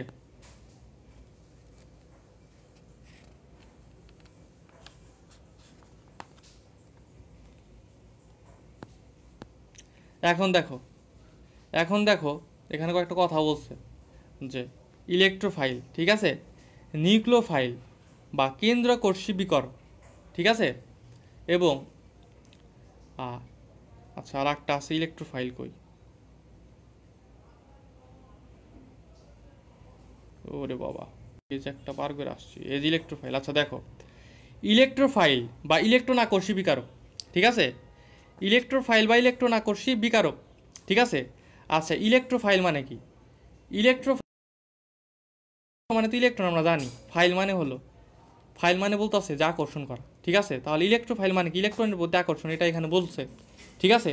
তো দেখো, আচ্ছা ইলেকট্রনের প্রতি আকর্ষণ করে কে? যে ধনাত্মক, তাই না? আচ্ছা ইলেকট্রন তো নেগেটিভ, ইলেকট্রন নেগেটিভ, তাহলে ইলেকট্রনকে আকর্ষণ করবে কে? যে পজিটিভ সে, তাই কি না? তাহলে নিশ্চয় ইলেকট্রোফাইল কি নিজে কিন্তু ধনাত্মক, নিজে কি ধনাত্মক, তাই এখানে বলছে যে ধনাত্মক ইলেকট্রোফাইল, ঠিক আছে, নিজে কিন্তু ধনাত্মক, ঠিক আছে। এদের দেখো ইলেকট্রনের প্রতি আকর্ষণ আছে, ইলেকট্রন গ্রহণ করে থাকে, এদেরকে কি বলে? ইলেকট্রোফাইল বলা হয়, ঠিক আছে। ইলেকট্রোফাইল কিন্তু কি ধনাত্মক, এটা মাথায় রাখবা। তো দেখো ধনাত্মক ইলেকট্রোফাইল কোনগুলা? ধনাত্মক ইলেকট্রোফাইলের উদাহরণ যেগুলো আছে ভাইয়া, দেখো সবগুলোর উপরে প্লাস চিহ্ন আছে, সবগুলোর উপরে প্লাস চিহ্ন আছে। তোমার কি এটা আলাদা করে মনে রাখা লাগবে? তোমাকে কি বললাম যে ইলেকট্রোফাইল মানে অনেকে কিন্তু নামের সাথে ইলেকট্রো দেখা মনে করে এটা নেগেটিভ, না ভাইয়া। ইলেকট্রোফাইল তোমাকে মানে বোঝা লাগবে, ইলেকট্রন আকর্ষী, মানে ও ইলেকট্রন চায়, ইলেকট্রন চায় কে? যে পজিটিভ সেই তো ইলেকট্রন চাবে, পজিটিভই তো নেগেটিভকে আকর্ষণ করে, তাই না? তো তার মানে বোঝা লাগবে ইলেকট্রোফাইল, তার মানে কি ওর উদাহরণগুলো কি নামের সাথে প্লাস থাকবে, যে দেখো সবগুলোর উপরে প্লাস আছে, ঠিক আছে, সবগুলোর উপরে কি আছে? প্লাস আছে। এবং দেখো যে ইলেকট্রোফাইলের একটা আছে যে প্রশম ইলেকট্রোফাইল, ঠিক আছে, বা নিরপেক্ষ ইলেকট্রোফাইল, ঠিক আছে, বা প্রশম ইলেকট্রোফাইল, এটার উদাহরণগুলো লাগবে। প্রশম ইলেকট্রোফাইল দেখো উদাহরণগুলো কি? AlCl3, BF3, ঠিক আছে। ওকে, আরও দুইটা উদাহরণ যদি আমি লেখা দিই, দেখো আরও দুইটা উদাহরণ মনে রাখবা, সেটা হলো, আরও দুইটা মনে রাখবা, FeCl3, ঠিক আছে, SO3, ঠিক আছে। এখন দেখো এটা মনে রাখা সহজ কী হবে? দেখো যদি তুমি একটু লক্ষ্য করো, দেখো সবগুলোর সাথে 3 আছে, AlCl3, BF3, FeCl3, SO3, ঠিক আছে, সবটার সাথে কি 3 আছে। তাই এটাই বুঝবা তুমি কি এটা প্রশম ইলেকট্রোফাইল, ঠিক আছে। ওকে, তারপরে দেখো নিউক্লিওফাইল, ঠিক আছে, নিউক্লিওফাইল। আচ্ছা নিউক্লিওফাইল মানে কি এখন ভাই বলো তো? নিউক্লিওফাইল মানে কি? নিউক্লিওফাইল মানে তো বুঝলা যে আকর্ষণ করে, নিউক্লিয়াস মানে কি? নিউক্লিয়াস মানে পজিটিভ, তার মানে কি পজিটিভ জিনিসকে আকর্ষণ করে, তাহলে পজিটিভ জিনিসকে আকর্ষণ করে, তাহলে কি নিউক্লিওফাইল জিনিসটা কি? নিউক্লিওফাইল জিনিসটা কিন্তু আলটিমেটলি কি? এটা কিন্তু নেগেটিভ, ঠিক আছে, এটা কি নেগেটিভ। এবং মনে রাখবা এই নিউক্লিওফাইল যতগুলো আছে এগুলো সবগুলো হলো লুইস খার, এগুলো কি ভাইয়া? এগুলো হলো লুইস খার, এগুলো কি ভাই? এগুলা লেখা দিয়ে দেখো, লুইস খার, ঠিক আছে, লুইস খার, যত উদাহরণ আছে সবগুলো উদাহরণ কি লুইস খার। এবং উপরে জানা ইলেকট্রোফাইল বললাম না, ইলেকট্রোফাইল, ইলেকট্রোফাইলগুলো হলো ভাইয়া লুইস অ্যাসিড। এবার কি হলো? এই যে ইলেকট্রোফাইলগুলো পড়ছি না, ইলেকট্রোফাইলগুলো হলো ভাইয়া লুইস অ্যাসিড, আমি লেখা দিই দেখ, লুইস অ্যাসিড, ঠিক আছে, লুইস অ্যাসিড, এগুলো সব কি লুইস অ্যাসিড। তাহলে হলো নিউক্লিওফাইল কি ভাইয়া? নিউক্লিওফাইল হলো লুইস খার, ঠিক আছে। এবং দেখো নিউক্লিওফাইলের যে উদাহরণ, ঠিক আছে, দেখো সবগুলোর সাথে মাইনাস আছে, দেখো দেখো সবগুলোর সাথে কি ব্রোমিন মাইনাস, সায়ানাইড মাইনাস, ঠিক আছে, হাইড্রোক্সিল মাইনাস, ঠিক আছে, দেখ ক্লোরিন মাইনাস, সবগুলোর সাথে মাইনাস আছে, ঠিক আছে। এবং দেখো যেটা প্রশম নিউক্লিয়, ঠিক আছে, প্রশম নিউক্লিওফাইল, ঠিক আছে, এগুলো সবগুলো কি থাকবে? মুক্ত ইলেকট্রন থাকবে, কি থাকবে ভাইয়া? মুক্ত ইলেকট্রন। ওকে, মুক্ত ইলেকট্রন থাকবে, ঠিক আছে। দেখো দেখো এই যে অ্যামোনিয়া, ঠিক আছে, পানি, ঠিক আছে, সবগুলোর সাথে কি আছে? মুক্ত ইলেকট্রন আছে, বুঝতে পারছো কি না? তো এভাবে কিন্তু উদাহরণগুলো মনে রাখা খুব ইজি। ওকে,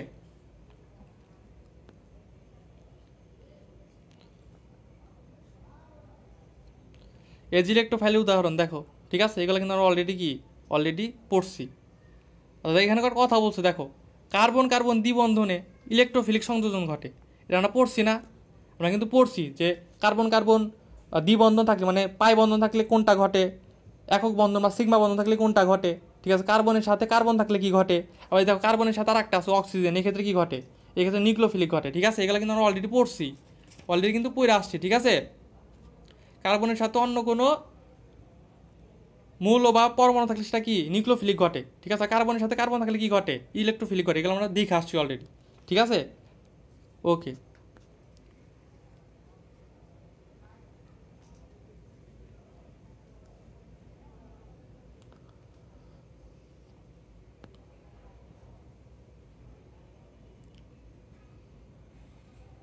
এই যেখানে একটা লাইন আছে, একটু মনে রাখো, এই যে লাইনটা একটু মনে রাখো, যে ইলেকট্রোফিলিক সংযোজন বিক্রিয়া, ঠিক আছে, প্রধানত অ্যালকিন ও অ্যালকাইনের বৈশিষ্ট্যপূর্ণ বিক্রিয়া, ঠিক আছে, এটা একটু মনে রাখো।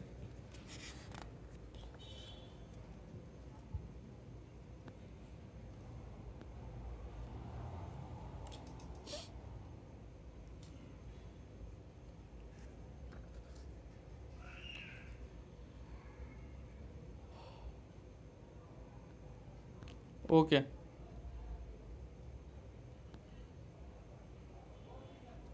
ওকে, এখন দেখো আমরা যেটা পড়বো, যে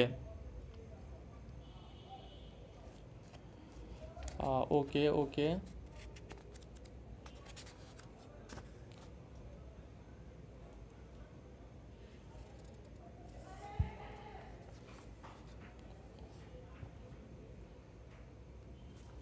আচ্ছা দেখো, এখন আমরা যেটা বলবো সেটা হলো ভাইয়া, যে মার্কনিকভ বিক্রিয়া, ঠিক আছে। মার্কনিকভ বিক্রিয়া দেখো, এটা পড়ার আগে আমাদের একটা জিনিস জানা লাগবে, সেটা হলো ভাইয়া দেখো, আমি যদি একটু বলি, একটা পেজ নেই দেখো,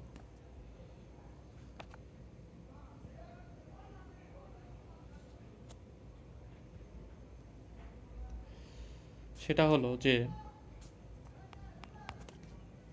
সংযোজন বিক্রিয়া 3 ধরনের আমরা জানি, ঠিক আছে। সংযোজন বিক্রিয়া কয় ধরনের ভাইয়া, 3 ধরনের, 3 ধরনের। একটা হলো, একটা হলো ইলেকট্রোফিলিক, ইলেকট্রোফিলিক, আর একটা হলো নিউক্লিওফিলিক, একটা কি নিউক্লিওফিলিক, আর একটা কি, আর একটা হলো ফ্রি রেডিকল, আর একটা কি ভাইয়া, ফ্রি রেডিকল, ফ্রি রেডিকল বিক্রিয়া, বিক্রিয়া, ঠিক আছে। আর এখন আমরা যেটা বলবো যে মার্কনিকভের বিক্রিয়া, ঠিক আছে। একটা হলো মার্কনিকভের নিয়ম, আর একটা হলো কি মার্কনিকভের বিপরীত, ঠিক আছে, বা বিপরীত, বিপরীত মার্কনিকভের নিয়ম, ঠিক আছে। তো দেখো এটা আসলে কার ভিতরে পড়ে, দেখো এই যে ইলেকট্রোফিলিক আছে না, এই যে ইলেকট্রোফিলিক, দেখো এই যে ইলেকট্রোফিলিক, ঠিক আছে, এটার ভিতরে আসলে পড়ে মার্কনিকভের নিয়ম, ঠিক আছে। মার্কনিকভের নিয়ম, ঠিক আছে, মার্কনিকভের নিয়ম, ঠিক আছে। এখন মার্কনিকভের নিয়মটা কি, ঠিক আছে। দেখো মার্কনিকভের নিয়মে একটা জিনিস মাথায় রাখবা, যে এই ক্ষেত্রে বিকারক হলো অপ্রতিসম বিকারক, ঠিক আছে। এই ক্ষেত্রে কি ব্যবহার করা হয়, অপ্রতিসম বিকারক ব্যবহার করা হয়, অপ্রতিসম বিকারক, অপ্রতিসম বিকারক, অপ্রতিসম বিকারক। অপ্রতিসম বিকারক মানে কি ভাই, দেখো একটা বন্ধনের সাথে দুইটা ভিন্ন ভিন্ন পরমাণু থাকবে, ঠিক আছে। যেমন মনে করো যে আমি যদি বলি যে, দেখো যদি বলি যে NaCl, ঠিক আছে, NaCl, দেখো এখানে সোডিয়াম আছে, ক্লোরিন আছে, ঠিক আছে। বা আমি যদি বলি HCl, ঠিক আছে, HCl, ঠিক আছে, বন্ধনের সাথে কি একটা হাইড্রোজেন একটা ক্লোরিন, দুইটা আলাদা আলাদা না। আর কিন্তু আমি এটা এটা কি, এটা হলো অপ্রতিসম, এটা কি ভাইয়া, এটা হলো অপ্রতিসম, অপ্রতিসম। কিন্তু আমি যদি বলতাম যে ClCl ক্লোরিন, ঠিক আছে, এটা কি হইতো, এটা কিন্তু ভাইয়া প্রতিসম হইতো, ঠিক আছে, প্রতিসম হইতো, প্রতিসম। কিন্তু আমরা কি, যে মার্কনিকভের যে নিয়ম আছে, এক্ষেত্রে আমরা কোনটা ব্যবহার করবো ভাইয়া, অপ্রতিসম বিকারক ব্যবহার করবো, ঠিক আছে। আর দেখো যেটা মনে করো যে ফ্রি রেডিকল বিক্রিয়া, ঠিক আছে, ফ্রি রেডিকল বিক্রিয়ার ভিতরে যেটা পড়ে সেটা হলো ইলেকট্রোফিলিকের ভিতরে কি পড়ছে, আরে কি হইলো, দেখো ইলেকট্রোফিলিকের ভিতরে পড়ছে মার্কনিকভের নিয়ম, ঠিক আছে। আর ফ্রি রেডিকলের ভিতরে পড়বে সেটা হলো, দেখো সেটা হলো, সেটা হলো বিপরীত মার্কনিকভ, ঠিক আছে। সেটা কি ভাইয়া, বিপরীত মার্কনিকভ, মার্কনিকভ, ঠিক আছে, বিপরীত মার্কনিকভ, ঠিক আছে। বা এটাকে বলা হয় খরাসের পারক্সাইড ফলাফল। কি বলা হয়? খরাসের পারক্সাইড ফলাফল, পারক্সাইড ফলাফল। তাহলে বিপরীত মার্কনিকভ অথবা কি খরাসের পারক্সাইড ফলাফল, ঠিক আছে। এবং এই ক্ষেত্রে বিকারক হিসাবে কি ব্যবহার করা হয়? এই ক্ষেত্রে ব্যবহার করা হয় শুধুমাত্র হাইড্রোজেন ব্রোমাইড, ব্যবহৃত হয়, ঠিক আছে। তো এটুকু তো বুঝলা। এখন দেখো এইটাই যদি আমরা যদি এখন দেখো একটু বই খুলি, দেখো বইয়ে কি বলছে, দেখো এই যে মার্কনিকভ, ঠিক আছে, মার্কনিকভ দেখো কি বলছে, একটু রিডিং দাও, দেখো কি বলছে যে অপ্রতিসম অ্যালকেনের সাথে অপ্রতিসম বিকারক, ঠিক আছে, অপ্রতিসম বিকারক যেটা বললাম, ঠিক আছে, যেমন পড়াইছি না মাত্র, এই যে অপ্রতিসম বিকারক, ঠিক আছে, কোনগুলো, এই যেগুলো পড়াইছি, ঠিক আছে, সেটাই বলছে এখানে অপ্রতিসম বিকারক, ঠিক আছে, বিক্রিয়া করবে। ওকে, আর কি লাগবে এখানে? আর কিছু লাগবে না।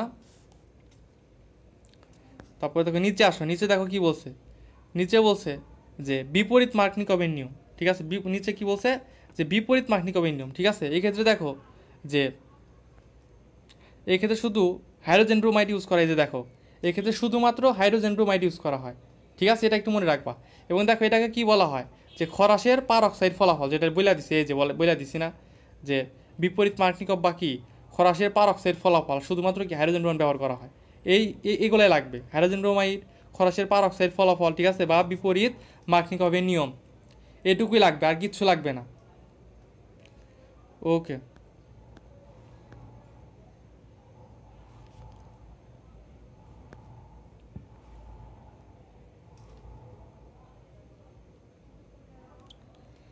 দেখো এখানে কয়েকটা কথা বলছে যে মার্কনিকভের নিয়মের মতে সংযোজন বিক্রিয়াটি হলো ইলেকট্রন আকর্ষণ বিক্রিয়া, ঠিক আছে। আর এই যে বিপরীত মার্কনিকভ, ঠিক আছে, বা খারাসের নিয়ম যেটা, সেটা কি জৈব পারক্সাইডের উপস্থিতি সংযোজন বিক্রিয়া কি ফ্রি রেডিক্যাল মেকানিজম অনুসরণ করে, এটা তো পড়ছি আমরা। আর কি খরাসের নিয়মে শুধুমাত্র কি হাইড্রোজেন ব্রোমাইড সংযোজনে কার্যকর হয়, ঠিক আছে। এই যে HCl বা HCl বা কি HI এর বেলায় কিন্তু এটা ঘটবে না, শুধুমাত্র কার বেলায় ঘটবে ভাই? শুধুমাত্র হাইড্রোজেন ব্রোমাইডের ক্ষেত্রে ঘটবে, ঠিক আছে, হাইড্রোজেন ক্লোরাইড বা হাইড্রোজেন আয়োডাইডের ক্ষেত্রে ঘটবে না।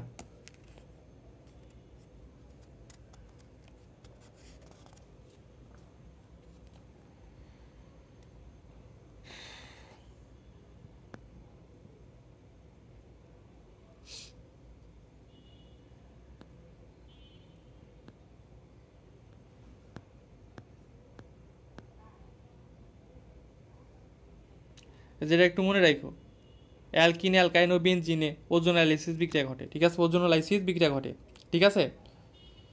ওকে,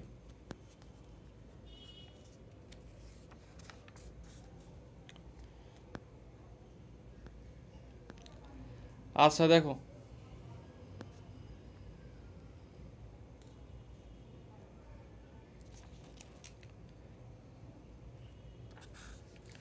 এখন আমরা যেটা বলবো ভাইয়া সেটা হলো অ্যালডল বিক্রিয়া, ঠিক আছে, অ্যালডল বিক্রিয়া।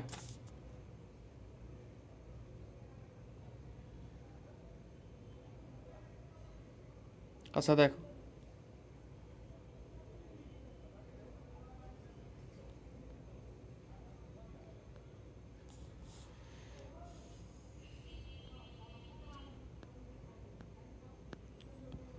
আচ্ছা দেখো অ্যালডল বিক্রিয়া পড়বে এখন, ঠিক আছে। তো দেখো অ্যালডল বিক্রিয়া পড়ার আগে আমাদের যেটা জানা লাগবে সেটা হলো ফরমালিন সম্পর্কে জানা লাগবে, ঠিক আছে। দেখো ফরমালিন কাকে বলে এটা আমরা অনেকে জানি, যে ফর্মালডিহাইডের কি 40% জলীয় দ্রবণকে ফরমালিন বলে, ঠিক আছে, এটুকু মাথায় রাখবা। এবং দেখো যে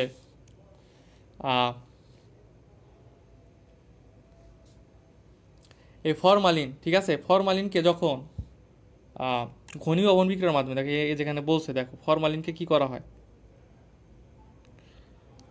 এই যে ঘনীভবন বিক্রিয়ার ফলে হেক্সামিথিলিন টেট্রাঅ্যামিন বা হেক্সামিন, ঠিক আছে, তো ফরমালিনকে যখন ঘনীভবন করা হয় বা ফরমালিনকে, আচ্ছা অন্য কালিত জায়গায় দেখো, ফরমালিনকে কি ঘনীভবন বিক্রিয়ার মাধ্যমে কিসে পরিণত করা হয় ভাইয়া?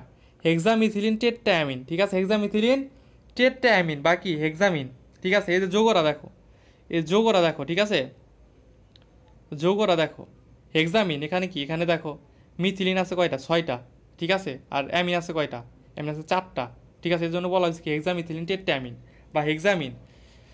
এটার একটা নাম আছে, সেটাকে বলা হয় ইউরোট্রপিন।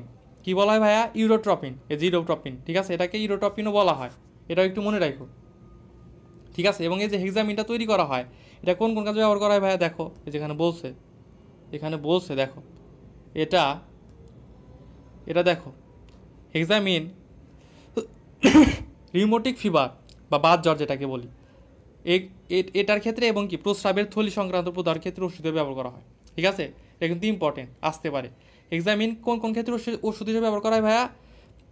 রিউমেটিক ফিভার বা বাত জ্বর, আর একটা কি প্রস্রাবের থলিতে প্রদাহ, ঠিক আছে, এই দুই ক্ষেত্রে হেক্সামিন ব্যবহার করা হয়। বা হেক্সামিনের একটা নাম কি হেক্সামিথিলিন টেট্রাঅ্যামিন বা ইউরোট্রপিন, ঠিক আছে। সবগুলো নাম একটু মনে রাখবা, ঠিক আছে, ওকে। আচ্ছা এখানে একটা কথা বলছে দেখো, যে দেখো এখানে বলছে যে গ্রিগনার বিক্রিয়া ফর্মালডিহাইড বা মিথানল থেকে 1 ডিগ্রি অ্যালকোহল, অ্যাসিটালডিহাইড থেকে 2 ডিগ্রি অ্যালকোহল এবং ক্যাসিটন বা প্রোপানন থেকে 3 ডিগ্রি অ্যালকোহল উৎপন্ন হয়, ঠিক আছে, এগুলো একটু মনে রাখো, সরি, ওকে।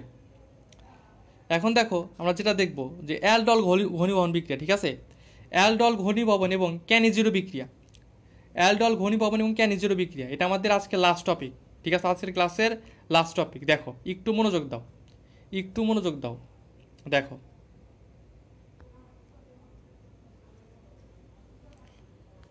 দেখো অ্যালডল বিক্রিয়া, ঠিক আছে, আরে কি হইল, অ্যালডল, আচ্ছা অ্যালডল মানে কি বলো তো? এখানে আছে অ্যাল আর ডল, ঠিক আছে, মানে অ্যালড, সরি, এখানে দুইটা ভাগ, ঠিক আছে, দুইটা ভাগ আমি একটু দেখাই দিই, না দিলে বুঝবা না। দেখো এখানে কিন্তু দুইটা ভাগ, নামের ভিতরে দুইটা ভাগ আছে, একটা হলো অ্যালড আর একটা হলো অল, ঠিক আছে। অ্যালড দিয়ে কি বোঝায়? অ্যালড দিয়ে বোঝায় হলো অ্যালডিহাইড, অ্যালড দিয়ে কি বোঝায়? অ্যালডিহাইড, অ্যালডিহাইড, ঠিক আছে। আর অল দিয়ে কি বোঝায়? অলতে বোঝায় হলো ইথানল বা অ্যালকোহল, ঠিক আছে, ইথানল বা অ্যালকোহল, ঠিক আছে। তাহলে আমরা কি বলতে পারি? অ্যালডল মানে কি? অ্যালডল মানে হলো অ্যালডিহাইড এবং কি অ্যালকোহলের ব্যাপার সেপার এখানে। এবং অ্যালডল বিক্রিয়া কখন হয়, ঠিক আছে, দেখো দেখো আমি যদি একটু বলি, এটা এটা খুবই ইম্পর্টেন্ট, এটা মনে রাখো। সেটা হলো যে ভাইয়া, যে অ্যালডল বিক্রিয়া দেয় আলফা হাইড্রোজেনযুক্ত অ্যালডিহাইড, ঠিক আছে, কে দেয় ভাইয়া?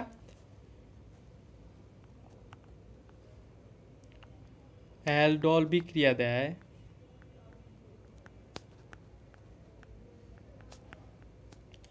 আলফা হাইড্রোজেন যুক্ত, আলফা হাইড্রোজেন যুক্ত অ্যালডিহাইড, যুক্ত অ্যালডিহাইড, অ্যালডিহাইড। এখন অনেকে বলবে যে ভাই আলফা হাইড্রোজেন আবার কি, আলফা হাইড্রোজেন আবার কি? আচ্ছা দেখো আলফা হাইড্রোজেন কি দেখায়, ধরো যে আমি যদি লিখি যে CHO, ঠিক আছে, এখানে এইচ, এখানে এইচ, ঠিক আছে। আচ্ছা দেখো দেখো আলফা, আলফা হাইড্রোজেন আসলে কি? আচ্ছা দেখো এই যে অ্যালডিহাইড, ঠিক আছে, অ্যালডিহাইড না এটা, এটা কি কার্যকারী মূলক বা অ্যালডিহাইড, যেটাই বলো না কেন, ওকে। দেখো কার্যকরী মূলক, ঠিক আছে, কার্যকরী মূলক। আচ্ছা দেখো এই কার্যকরী মূলকের সাথে যে কার্বনটা থাকবে এটাকে আমরা বলবো আলফা কার্বন। কি বলবো ভাইয়া? Alpha carbon. এবং এই আলফা কার্বনের সাথে যেটা থাকবে সেটাকে আমরা বলবো আলফা হাইড্রোজেন, আলফা হাইড্রোজেন, বুঝছো কিনা? কার্যকরী মূলকের সাথে যে কার্বন থাকবে সেটাকে আমরা কি বলবো? Alpha carbon. এবং এই আলফা কার্বনের সাথে যে হাইড্রোজেন থাকবে সেটাকে আমরা কি বলবো ভাইয়া? আলফা হাইড্রোজেন, ঠিক আছে। আলফা হাইড্রোজেন যুক্ত অ্যালডিহাইড থাকবে, এখানে কি আলফা হাইড্রোজেন আছে, তার মানে কি এর যুগের ক্ষেত্রে কিন্তু কি হবে? এর যুগের ক্ষেত্রে অ্যালডল বিক্রিয়া হবে, ঠিক আছে। এবং দেখো আরেকটা জিনিস তোমাদের বুঝাই, তাহলে আরেকটু সুবিধা হবে আলফাটা বুঝতে। এখানে যদি আমি আরেকটা যৌগ লিখি, দেখো এখানে যদি আমি আরেকটা কার্বন দিই, ঠিক আছে, দেখো এখানে একটা কার্বন দিই, এখানে যদি আমি আরেকটা হাত দিই, ঠিক আছে, তাহলে এই ক্ষেত্রে দেখো উরু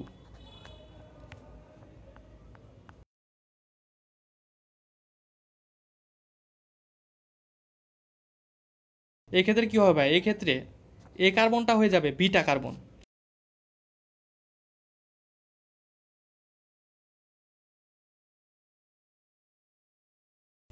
ঠিক আছে, বিটা হাইড্রোজেন, বুঝতে পারছো কিনা?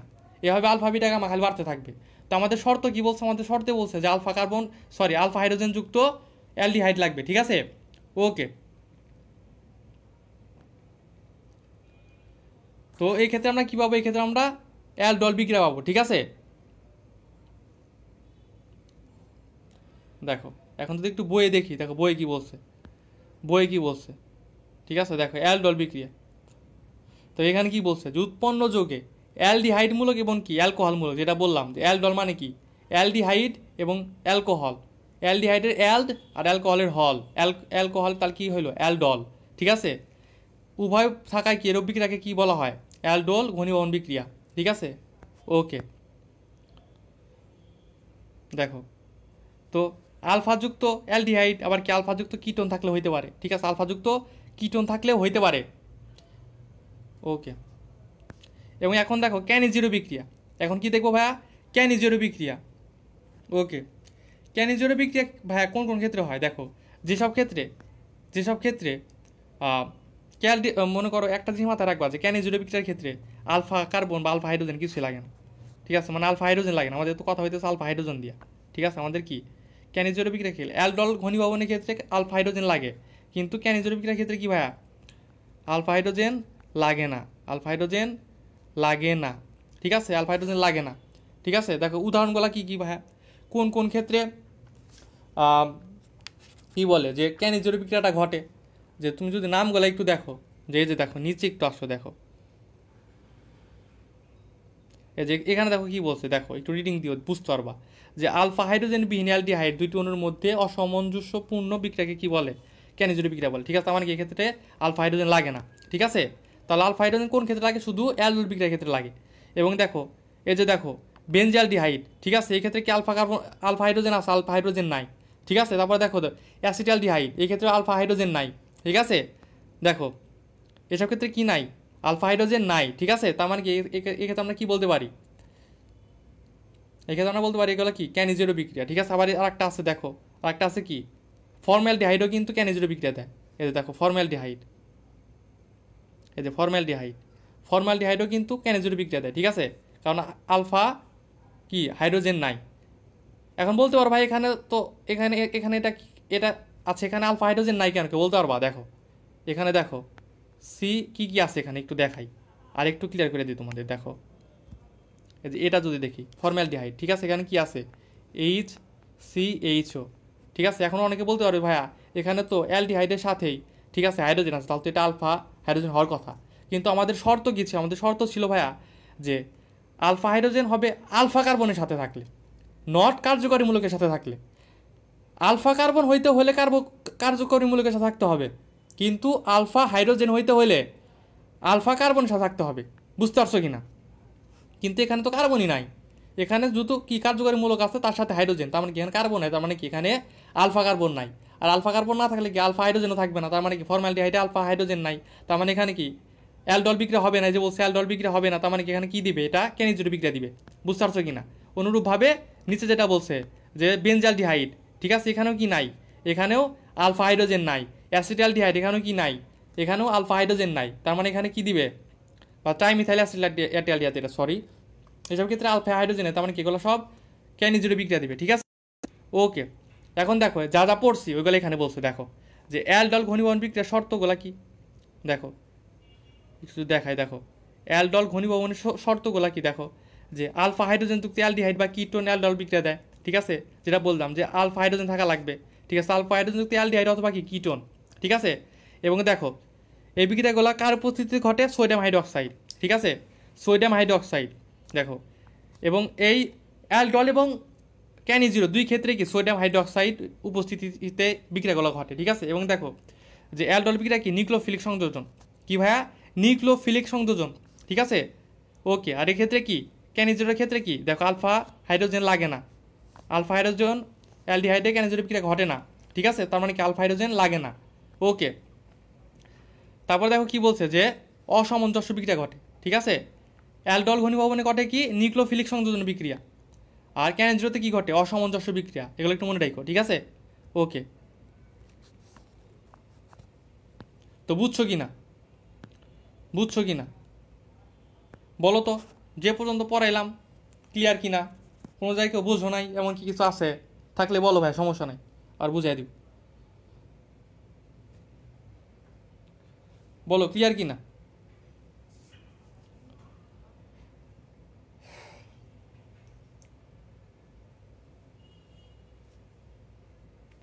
সবাই একটু দ্রুত বলো, দ্রুত দ্রুত, ক্লিয়ার কি না?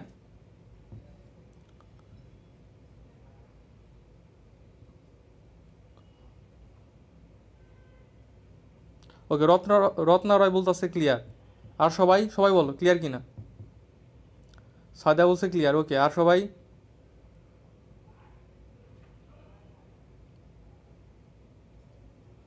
ওকে, তো যতটুকু পড়া দিলাম ভাই ঠিক মতো পড়ো, ঠিক আছে? পড়ো ইনশাল্লাহ, যতটুকু দাগায় দিছো অতটুকুই পড়ো, ঠিক আছে? কভার করা ট্রাই করো, ঠিক আছে? তো সবাই ভালো করে পড়ো, ভালো থাকো ইনশাল্লাহ, ঠিক আছে? ওকে, সবাই ভালো থাকো, আল্লাহ হাফিজ সবাইকে, আসসালামু আলাইকুম।